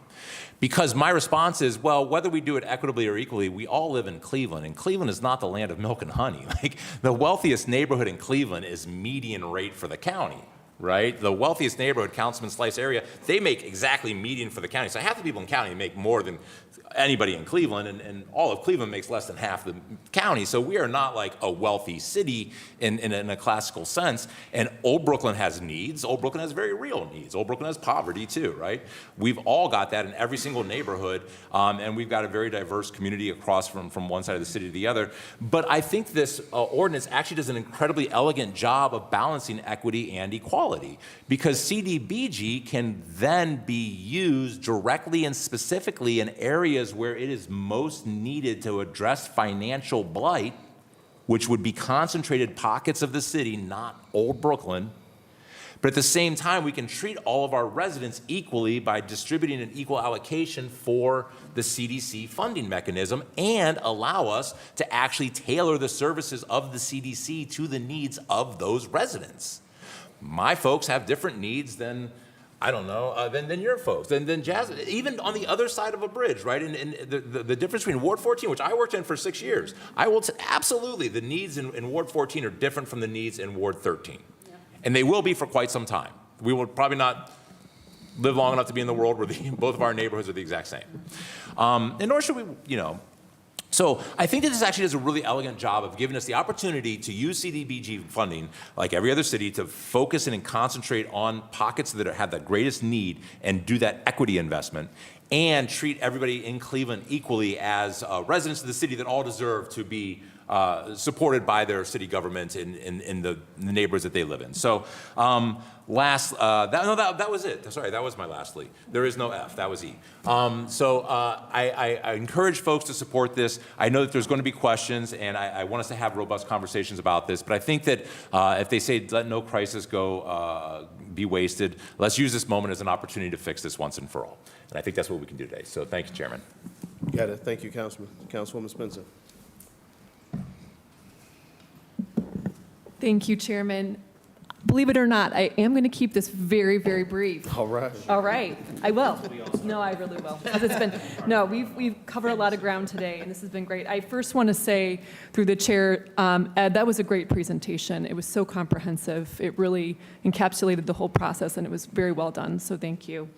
I want to just give we were talking about stories earlier in our committee hearing today, and I just want to share, I have representatives from Northwest Neighborhoods here. That's 2 examples of things that have happened recently that would not be CDBG eligible, were done outside of the confines of CDBG. We have 100 new trees going in on Colgate and Elton Avenues and Dudley Avenue. If anyone knows that part of Ward 15, it is extremely low income. It is a very, very challenged part of our ward. And those trees will do so much for traffic calming, environmental justice, beautification, sense of neighborhood pride, mitigating the effects of climate change through providing shade. That was a grant-funded initiative that had nothing to do with CDBG. As another example, we've just been through our Gordon Square Arts District SID renewal petition gathering. Man, you don't want to do that more than once every 5 years. Pretty brutal. Listen, oh man, I won't even go there. The point is that's not CDBG funded. You couldn't, that type of activity would not be eligible under block grants. So I really want to just say thank you to my CDC for those 2 recent accomplishments in particular that I'm so proud to have partnered with you on. So I really just wanted to briefly ask a procedural question. Maybe this is more to the chair or more to Councilman McCormick, who has really shepherded this from the beginning. So knowing that there's no funding tied to this particular piece of legislation, so do we have a sense of procedurally what are next steps here? We know that there's not a lot of direction from the federal government at this time. What do we anticipate would be the next step, presuming this passes out of committee and goes for final passage before council concludes our session? Before Councilman McCormack jump in, it was not my intent today to pass this out of committee, but rather have a discussion to hear from everyone, to get a feel. There are going to be some changes to this piece. I've already heard from other members, and obviously I've shared some of my thoughts with Ed and Councilman McCormack. Councilman McCormack can speak to the funding side, as he has been a part of those discussions. I have not had an opportunity to make it to be involved in those, but he has kept me abreast of those conversations. So that is my comments as it relates to the piece 113 for the sub-fund. Then I'll let him talk about the funding side. Councilman. Thank you, Mr. Chairman. So I'll say the first step is to set up this program, 113, to get legislation right through council committee, passed by this body. That will create the program. Then I would imagine as a part of next budgeting cycle, which starts before we know it, we would identify the funding. In the short term, the city collectively with council and the administration is working on the now and the concerns with the changes from the federal government. So there have been no decisions made at this point, but there is very active, rapidly moving conversations about any impacts that and very unknown, to be clear, because obviously the president put forth his budget, but then it goes through the House and the Senate. And so big threat there. We don't know, where that's going to land, but then also, so there's a lot of conversations going on, strategizing on how to ensure that our CDCs have what they need in the short term. And so that is a very active conversation. So that's kind of today, right now, short term. And then, but 113, creating the program is step one.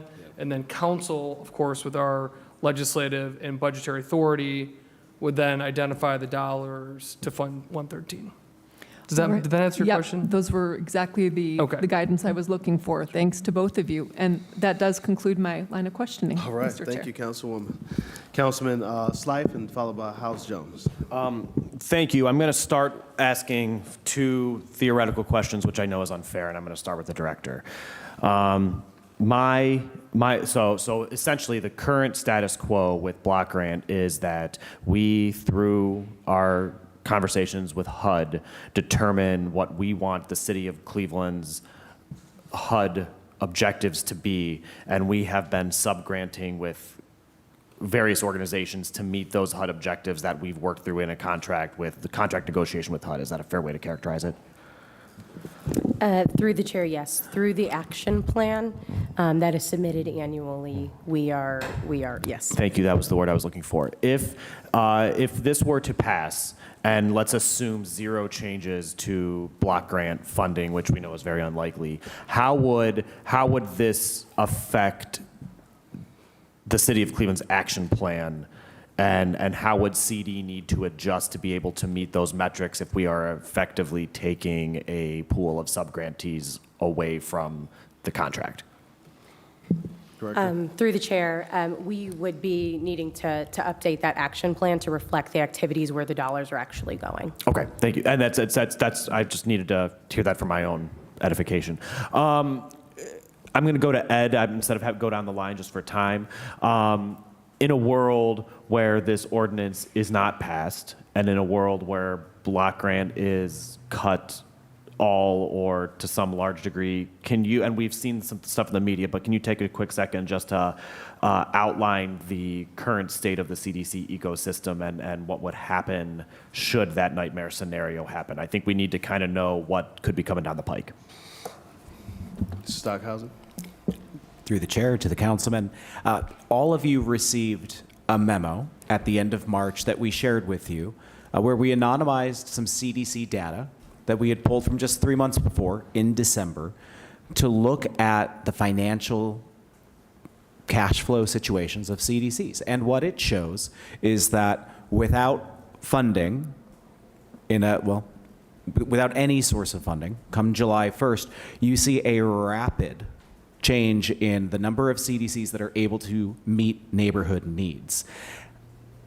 In the memo, we called them, I think, ghost CDCs. What we're talking about is the mothballing of organizations as they have to downsize programs and staff in order to survive whatever this terrifying interim that you've described would be. The challenge with that is that while you can downsize quickly, you can't scale back up. Employees who are laid off or furloughed, they don't trust, they get to a point where they no longer trust CDCs to be reliable employers. Organizations are going to have a much harder time raising independent dollars. Anybody at CNP who's worked with me knows I do not believe one single thing gets better with less money, especially in this work. CDCs do small business technical assistance. They do residential and commercial real estate programming. These are expensive challenges. These are expensive problems to be working on in a very poor city where we know that the needs far outstrip even just the dollars that are going into CDCs to try to meet those needs. What we would see is just a rapid downsizing of CDCs across serving the neighborhoods of Cleveland. You'd see fewer staff doing the work, and that does not mean that fewer staff can take on larger geographies of need. So there would be some sort of organic but not strategic shrinking of where CDCs are able to do work and the amount of work that they would be able to do. Okay. Thank you, and to the chair, I think that there's an understandable anxiety that what we could end up with is a very inequitable CDC system of CDCs being able to function in parts of town that are currently more stable, and CDCs being unable to function in parts of town that are so desperately in need of various types of attention. I would, to the clerk, also like to be added on to this, and I'd kind of, this is like the I apologize, Chairman, but like the soapbox part of this, but when I started at City Hall, I worked for a guy who was really involved with the early days of Cleveland's CDC ecosystem, dating back kind of even prior to block grant. And his explanation of it all to me was that there was a real frustration with this building in particular, and an inability for this building to meet the needs of neighborhoods at a nuanced level. And let me be frank, and I hope I can speak frankly and descriptively and not feel like anyone's being attacked, but right now there's been a question of if the CDC system were to fold, could a lot of this just come back into City Hall? And I guess my theory is that we would end up back in the same type of situation that spawned the creation of the CDC network in the first place, because people would feel that city government was not meeting the needs of neighborhoods across the city, customized to the needs of that neighborhood. And look, in the mayor's budget book, 2 of the top 3 priorities are the southeast side and the Corridor Shore. the CDCs also rely on a lot of philanthropic funding that also understandably have their own goals and target areas. And the truth is, I don't see in a future system that is not involving this body and not involving understanding that there's dollars that have to go across the city, neighborhoods across the entire community, including my own, receiving any kind of attention in that sort of ecosystem. That's really what a lot of this, I think, is trying to address, that we are not ending up at some future state down the road where politics or special interests are causing this building and others to pick and choose favorites. Over time, as block grant became introduced, we ended up with this real perversion of the original intent of CDCs, which was almost to kind of like stick it to City Hall and say, well, if you're not going to do it, we're going to do it ourselves, almost to being a sub-City Hall because of the funding. And I remember speaking with a CDC a couple years ago and asking, like, what's your mission? And they're like, well, we receive money from the city of Cleveland, and our mission is to spend that money per the contract. I'm like, no, that's an objective. That's not, a mission is we want this neighborhood to be the greatest neighborhood in the world, and that's one way to do it. Because of the ecosystem that's been created, we have lost sight of what the mission of these organizations are because they're struggling just to meet this objective along the way.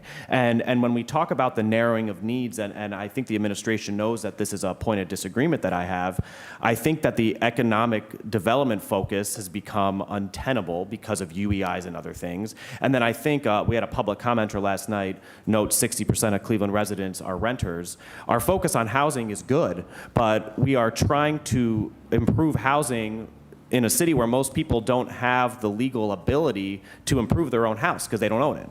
And then we have people that don't income qualify when they even do own their house. So we have this very narrow audience, I think, relative to the totality of our needs. And the system we have right now is not effectively meeting what we're trying to accomplish, nor is it even acknowledging those other 5 concentric circles.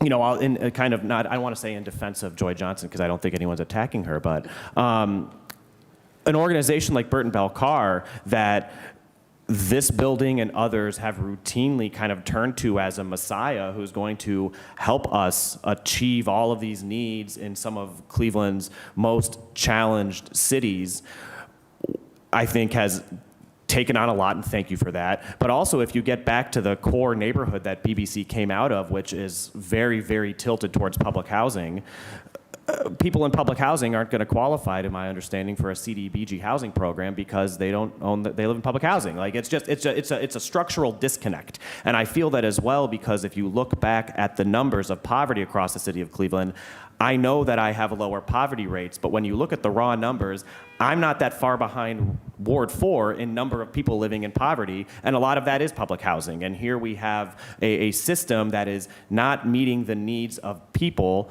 However, it is using them as you know, something that's quantifiable so that we can justify money getting thrown around. So it's not working. And I guess I hear myself beginning to ramble, but what it comes down to me is, we live in an increasingly data-driven world, and I think that in many ways the Bibb administration is also very interested in being data-driven, and there's nothing wrong with that. But when we start talking about what CDCs bring to the community, I think so much of it is subjective. It's about quality of life.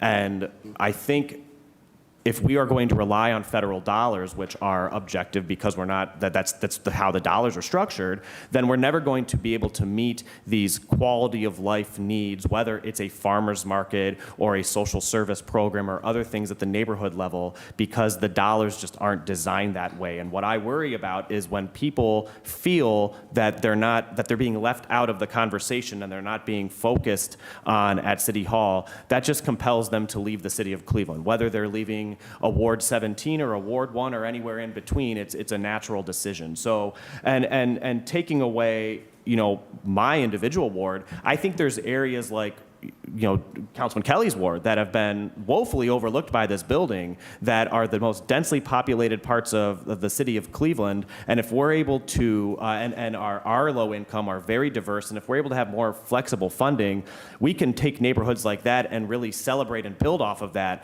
rather than doing what we're kind of doing right now of spinning our wheels in the mud. So I guess to me, and I understand that this is step one, per Councilman McCormick's point, that we need to pass this and then come up with the funding. But if we don't come up with that funding, either all of this goes away or the city of Cleveland attempts to bring it back in-house, which will not be done quickly or I believe efficiently. And I worry we end up right back at the beginning point of this whole endeavor, which is that the city of Cleveland is struggling to meet neighborhood needs at the individual level, and there's going to be a need to fill that vacuum and when we had already had a solution in place. So I'm glad that this conversation is happening. I think that it's been a long time coming. I think that it's not personalities. Block grant is very limited. Even in the best case scenario, it's limited to the totality of our needs. And if there's ways that we can more effectively use block grant while simultaneously funding important community development organizations that do so much good, I think that we will be able to accomplish more. And when people now in our status quo say, we have spent hundreds of millions of dollars over the past 50 years on block grant, and what do we have to show for it?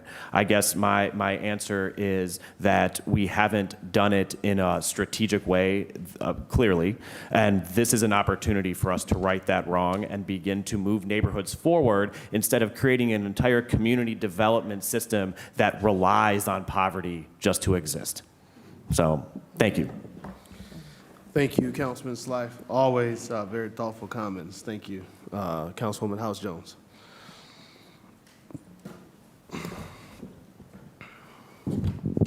Good afternoon, the chair, to the team here. Thank you all so much. And for people in the audience, thank you all so much for all the work you do. And my twin, hey twin, hey twin.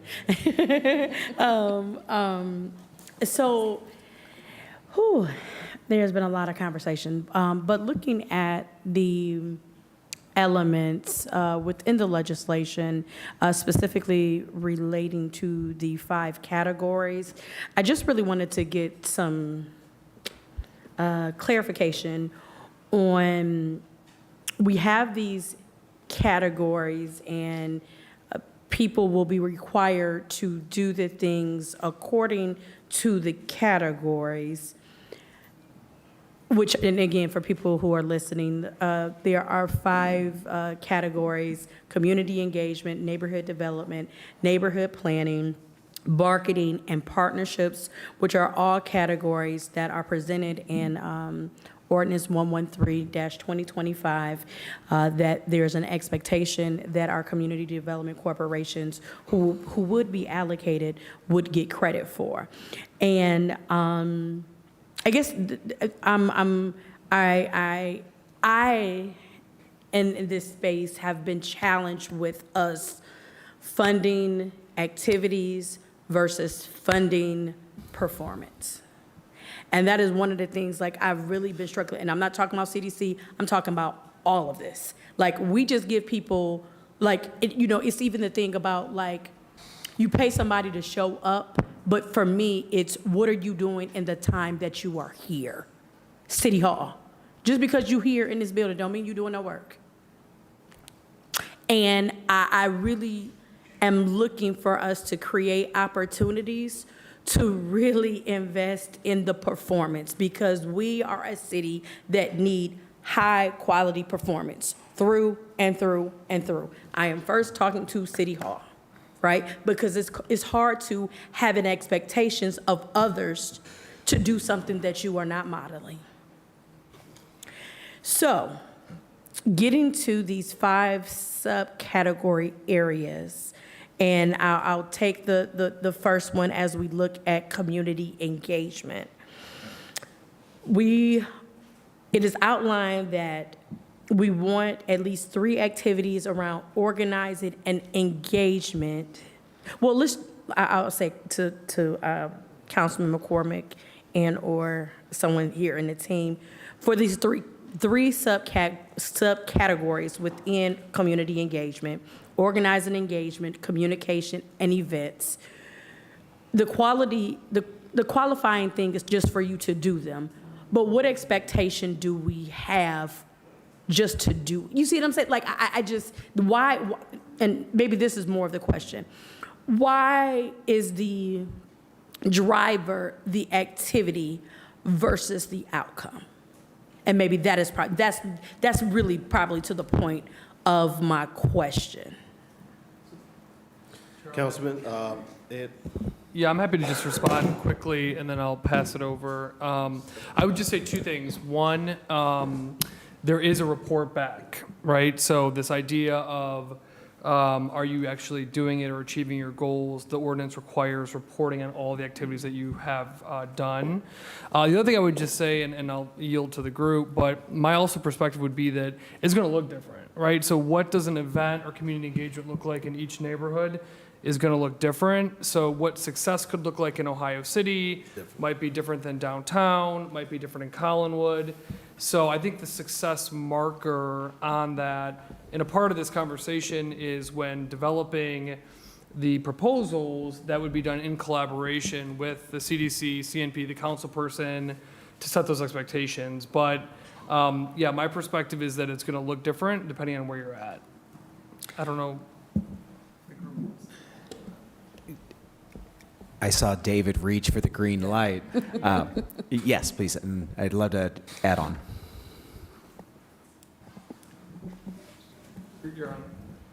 Through the chair, I think part of this is setting a framework to start collecting the data. So we've never had the opportunity to fully report out to anyone on this body or anyone in this building on those events. So just sticking with organizing and engagement section that you brought up. And so if I'm going to pick on, I don't know if my colleagues are still in the room, I'm going to pick on our peers over at Jefferson Puritas West Park just because they're in the room and I can use them as an example. Let's say Jefferson Puritas West Park puts in for a $100,000 ask, and they have 30 neighborhood events that they pump out. We put in the same ask, but we're only doing 5 neighborhood events. No one even has the data to compare that. And so I see this as a great way to create that system so that as a council member, you can then see where those peers fall.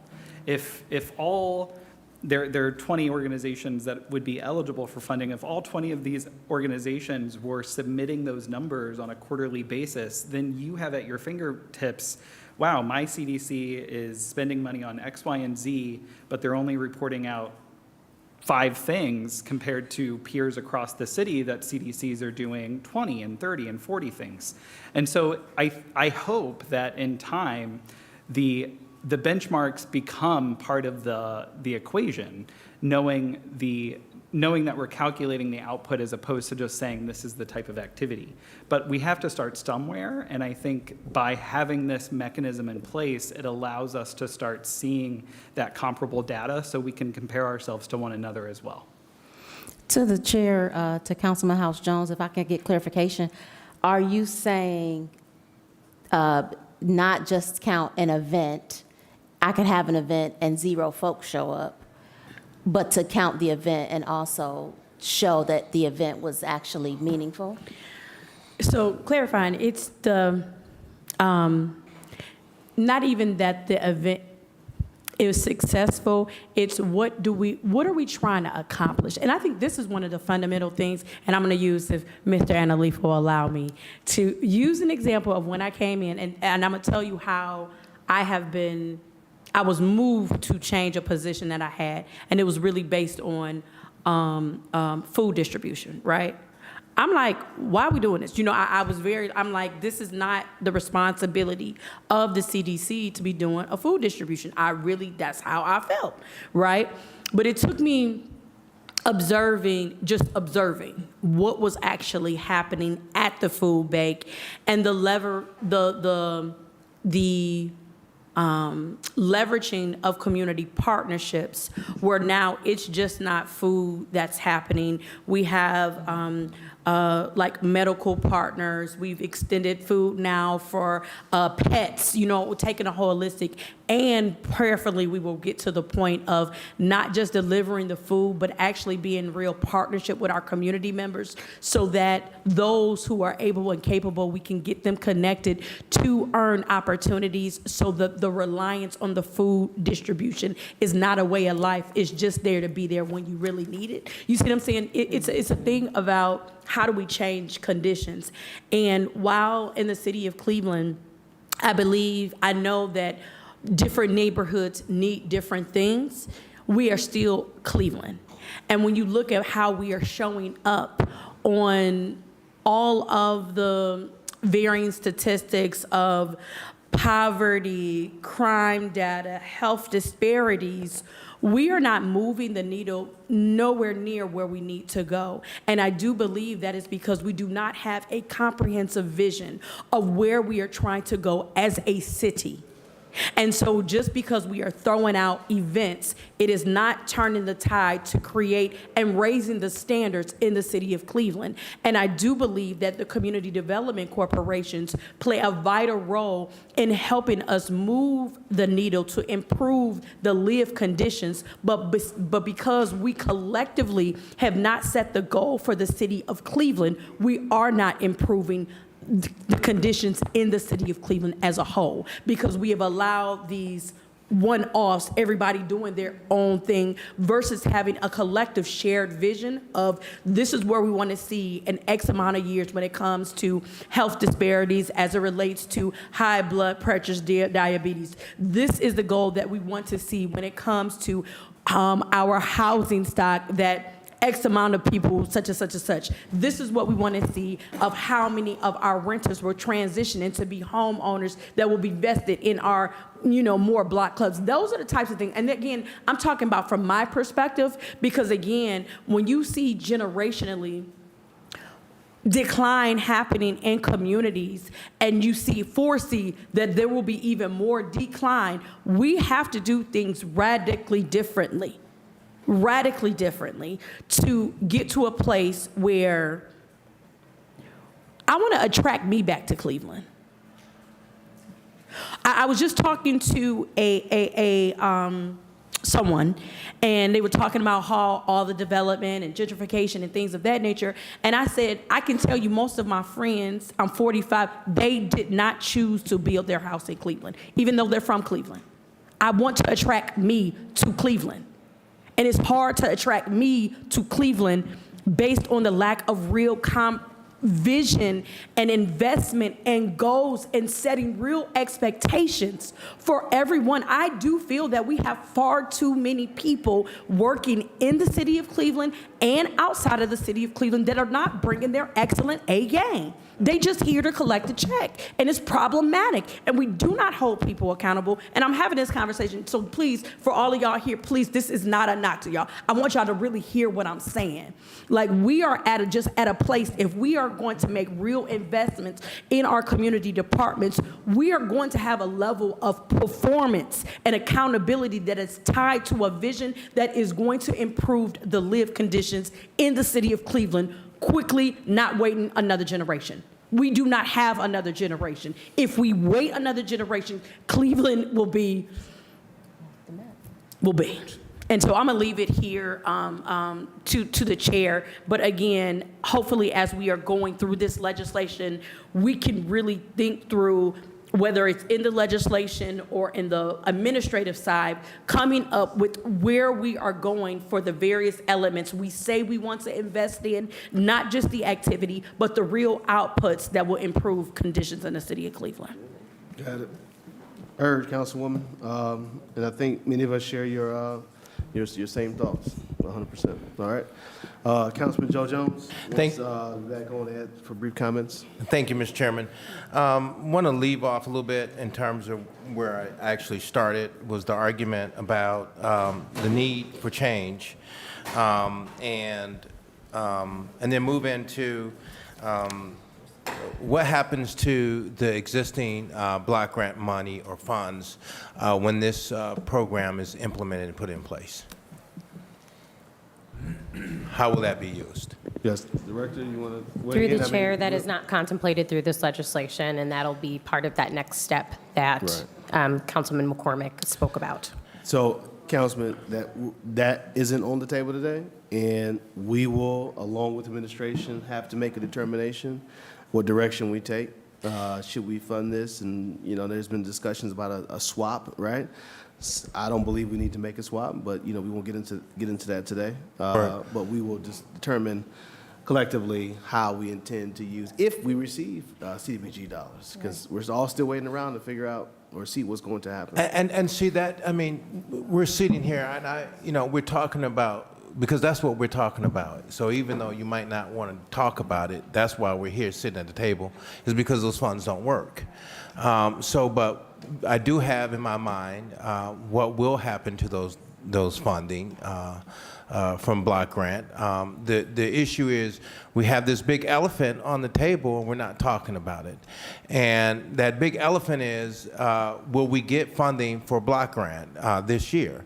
And so far, no one has been able to tell me anything if we're going to get it or not. So it is very much, Mr. Chairman, significant to this piece of legislation we're talking about. And it's very much germane to the conversation we're having here.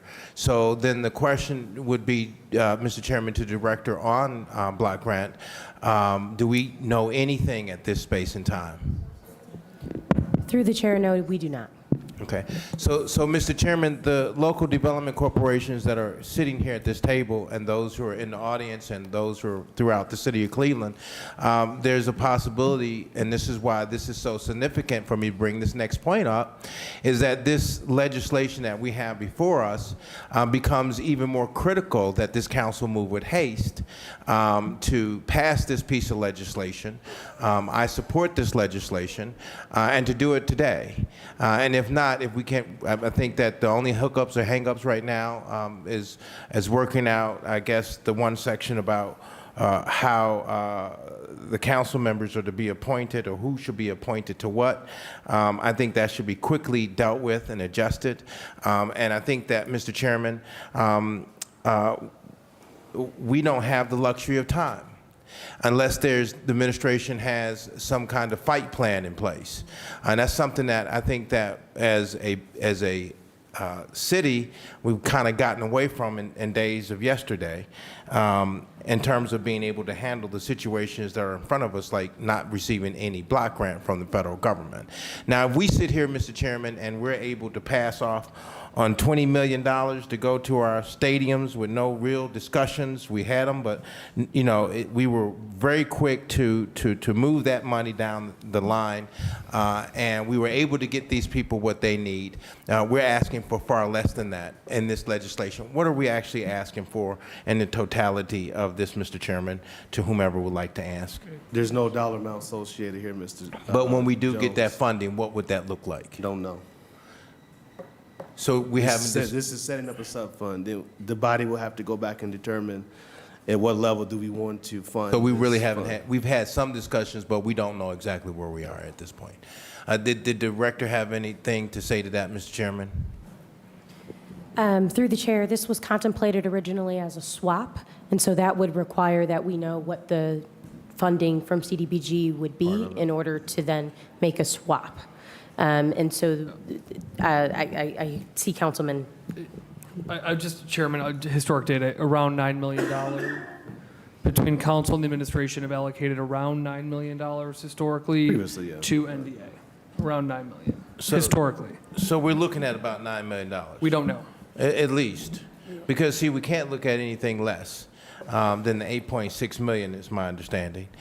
Because if we do look at something less, then that still will not give us what we need to have funding at our local development corporations. And you've heard a number of our colleagues talk about we're not meeting the needs at the local level. And that is an issue for our communities. So, you know, this here sets up the sub-fund. So I guess, Mr. Chairman, we're holding this piece of legislation just to have its first hearing. What would be our process after this session? Do we go back? Councilwoman Spencer asked the same question. So maybe you weren't in the room when we answered that. So our intent was not to pass this today, but to have our first discussion. There's a few items I think that we need to take a step back and kind of revisit and have some discussions on. Through that, we're also, Councilman McCormick has been a part of the conversations as it relates to the long-term funding possibilities, which is what happens through our budgeting process. But we're also having discussions about the now, right? Because we don't know what's going to happen on the federal level. What we can do now as it relates to funding to support our development corporations for a period of time, which that discussion is still happening today. And so there's not been a decision made on even the now funding as of 1:28 p.m. on May 13th today. Wow. So, Mr. Chairman, I know Mr. Stockenhauser has brought the proposition and proposal as a part of neighborhood progress. If he could, Mr. Chairman, sell me on this, what's the comparison and contrast, and why is this so important? Yeah, can you give us a comparison and contrast to what we are in right now, and then what this new system will look like? Yeah, I'll do my best with an elevator pitch here. CDCs are working hard across the entire city to defend the quality of life and to improve neighborhoods for residents today and residents tomorrow. The current system doesn't fund the work that they do. We need a better system that empowers them to get more work done faster for our city. Well, Mr. Chairman, that was really quick and brief. So what I will say, Mr. Chairman, I thought you was going to say more, going to give me some punchlines on some of these other areas I wanted to punch in on. But it was, so I will say this, Mr. Chairman. I'm for this piece of legislation. It appears that you would have the front end money up front for the first 3 months, which is significant and important. That's what I'm trying to listen for. What are some of the other pieces that make this really tasty for us, Mr. Chairman, to Mr. Ed Stockenhauser? I gave you the one that we got the 3 months up front. So what other kind of services this will open up for the neighborhood and give the Mr. citizens some Stockenhauser, opportunity? can you again give us some of the high points of this that makes it, as we all believe, is going to be good for The citizens want to hear. Sure. So there are 5 key areas of work that CDCs would be tracking their data for. So that starts with community engagement, because these are not private developers who show up and try to figure out how to build something and make money on it. We are talking about nonprofit organizations with residents on their board, and they want to make sure that more residents contribute their voices to be heard so that investment across all neighborhoods can be directed by residents' vision and plan for neighborhoods. That's community engagement. Number 2 is neighborhood development. That's the housing and economic development work. That is home repair. It's new housing, it's affordable housing, it's small business support. It's everything about why somebody chooses to live in that neighborhood and the businesses that serve those residents and make our main streets great places to spend money. And Councilwoman House Jones, I'm with you. I've got a lot of friends who did not buy a home in the city. And while I want to convince them one day to do that, for the time being, I'll take their money if they come down to Gordon Square and spend their money, or come to Shaker Square and spend their money. That's the neighborhood development work. There's neighborhood planning, because we believe in long-term plans for our neighborhoods. Development does not happen overnight. There's marketing. This is promotions and events. It's what helps attract new residents. It's what builds pride in neighborhoods with current residents. That matters, and it helps illuminate even the racial and the ethnic differences of our neighborhoods. There's a reason why we have Dingus Day, why we have Juneteenth. These different events matter to our residents. And then last, it's partnerships. CDCs should not be doing the social services, but they should be bringing in partners, food banks, childcare, and otherwise, to help meet residents' needs without having to do it themselves. Those things matter. The metrics as part of this ordinance also matter, because when you have better data, you can ask better questions. Right now, we don't get to ask really great questions about the work of CDCs because there are no standards. When you meet with your fellow council members, it'd be great if you had a report that showed all the things that the CDCs working in your ward do, and they can look at the same report with different numbers for their ward, and you guys could have a conversation about what is or isn't working, who's doing more, why, what's the difference. You can't have those conversations today because we're not tracking enough information about what CDCs do, and it's not standardized. Mr. Chairman, I thank you for, and thank you, Ed Stockenhauer, for giving me my punching points. And I think that the citizens need to hear that, and the community needs to hear what this legislation will actually do to empower as well as change the physical conditions that they live in. Mr. Chairman, it took me starting back in 2018, I think it was, 2019. I started with John Analifo looking for ways and means to build a program that would help our senior citizens with home repair. And it wasn't until maybe a year ago we finally was able to get that program up and running. So it took us 6 years. 6 years just to get an idea, even though we had funding in place using block grant, to go through the bureaucratic process of City Hall just to help people get their homes repaired. And you heard, Mr. Chairman, from Mr. Analifo about how the programs we even have here, I've even stated it with the Department of Aging with our SHOP program, where people have been on those programs waiting on that waiting list, and they die. They don't get an opportunity to see any work done or performed on their homes. And to see how everything has just come to a screeching halt, and that we can only help 30 or 40 families in our entire, coming back and seeing that we can only help 30 or 40 people in our community development department in terms of housing was horrible. To sit here at this table and see how diminished over the years that this city had become, because we did, Mr. Chairman, have a robust system.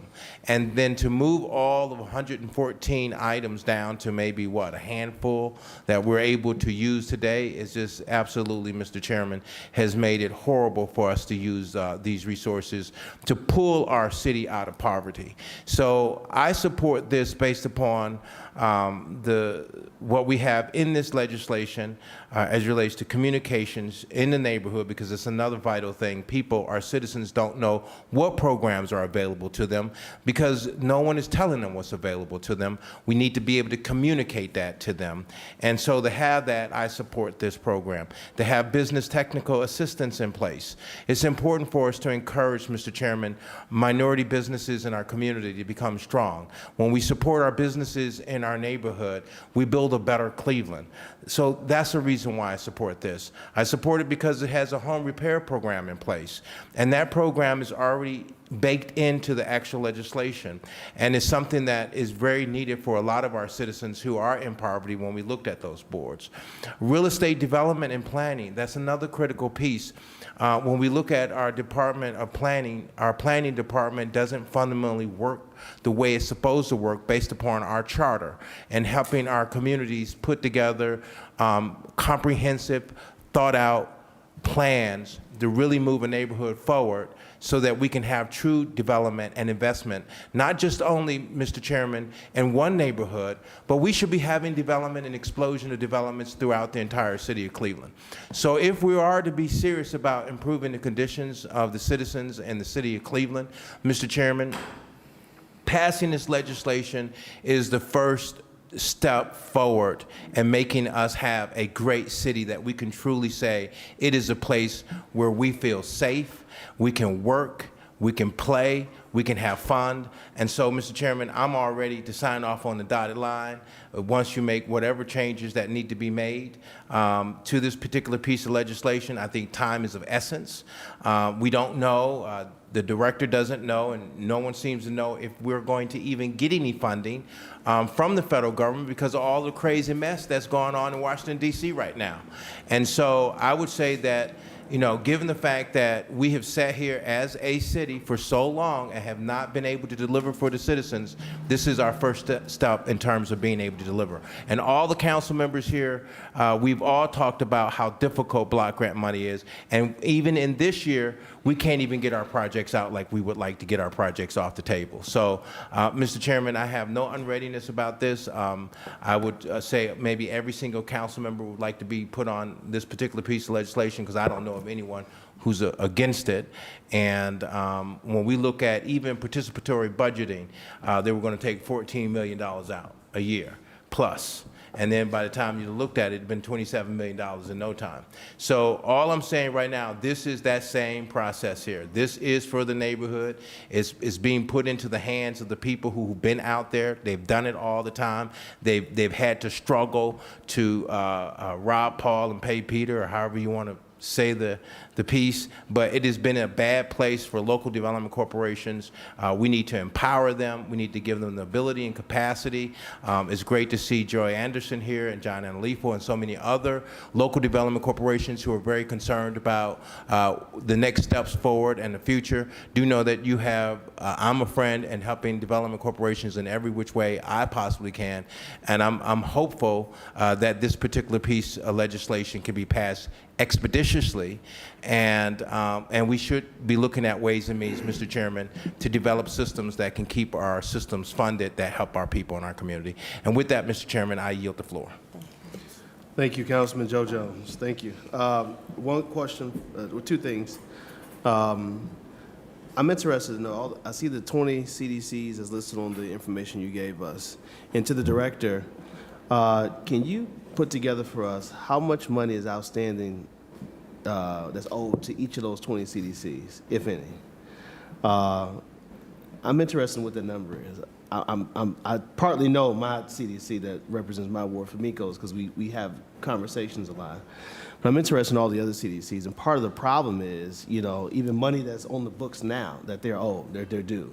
And is it a matter of needing to get just paperwork or things on their end? Is it a matter of it's a problem upstairs in terms of in compliance, right?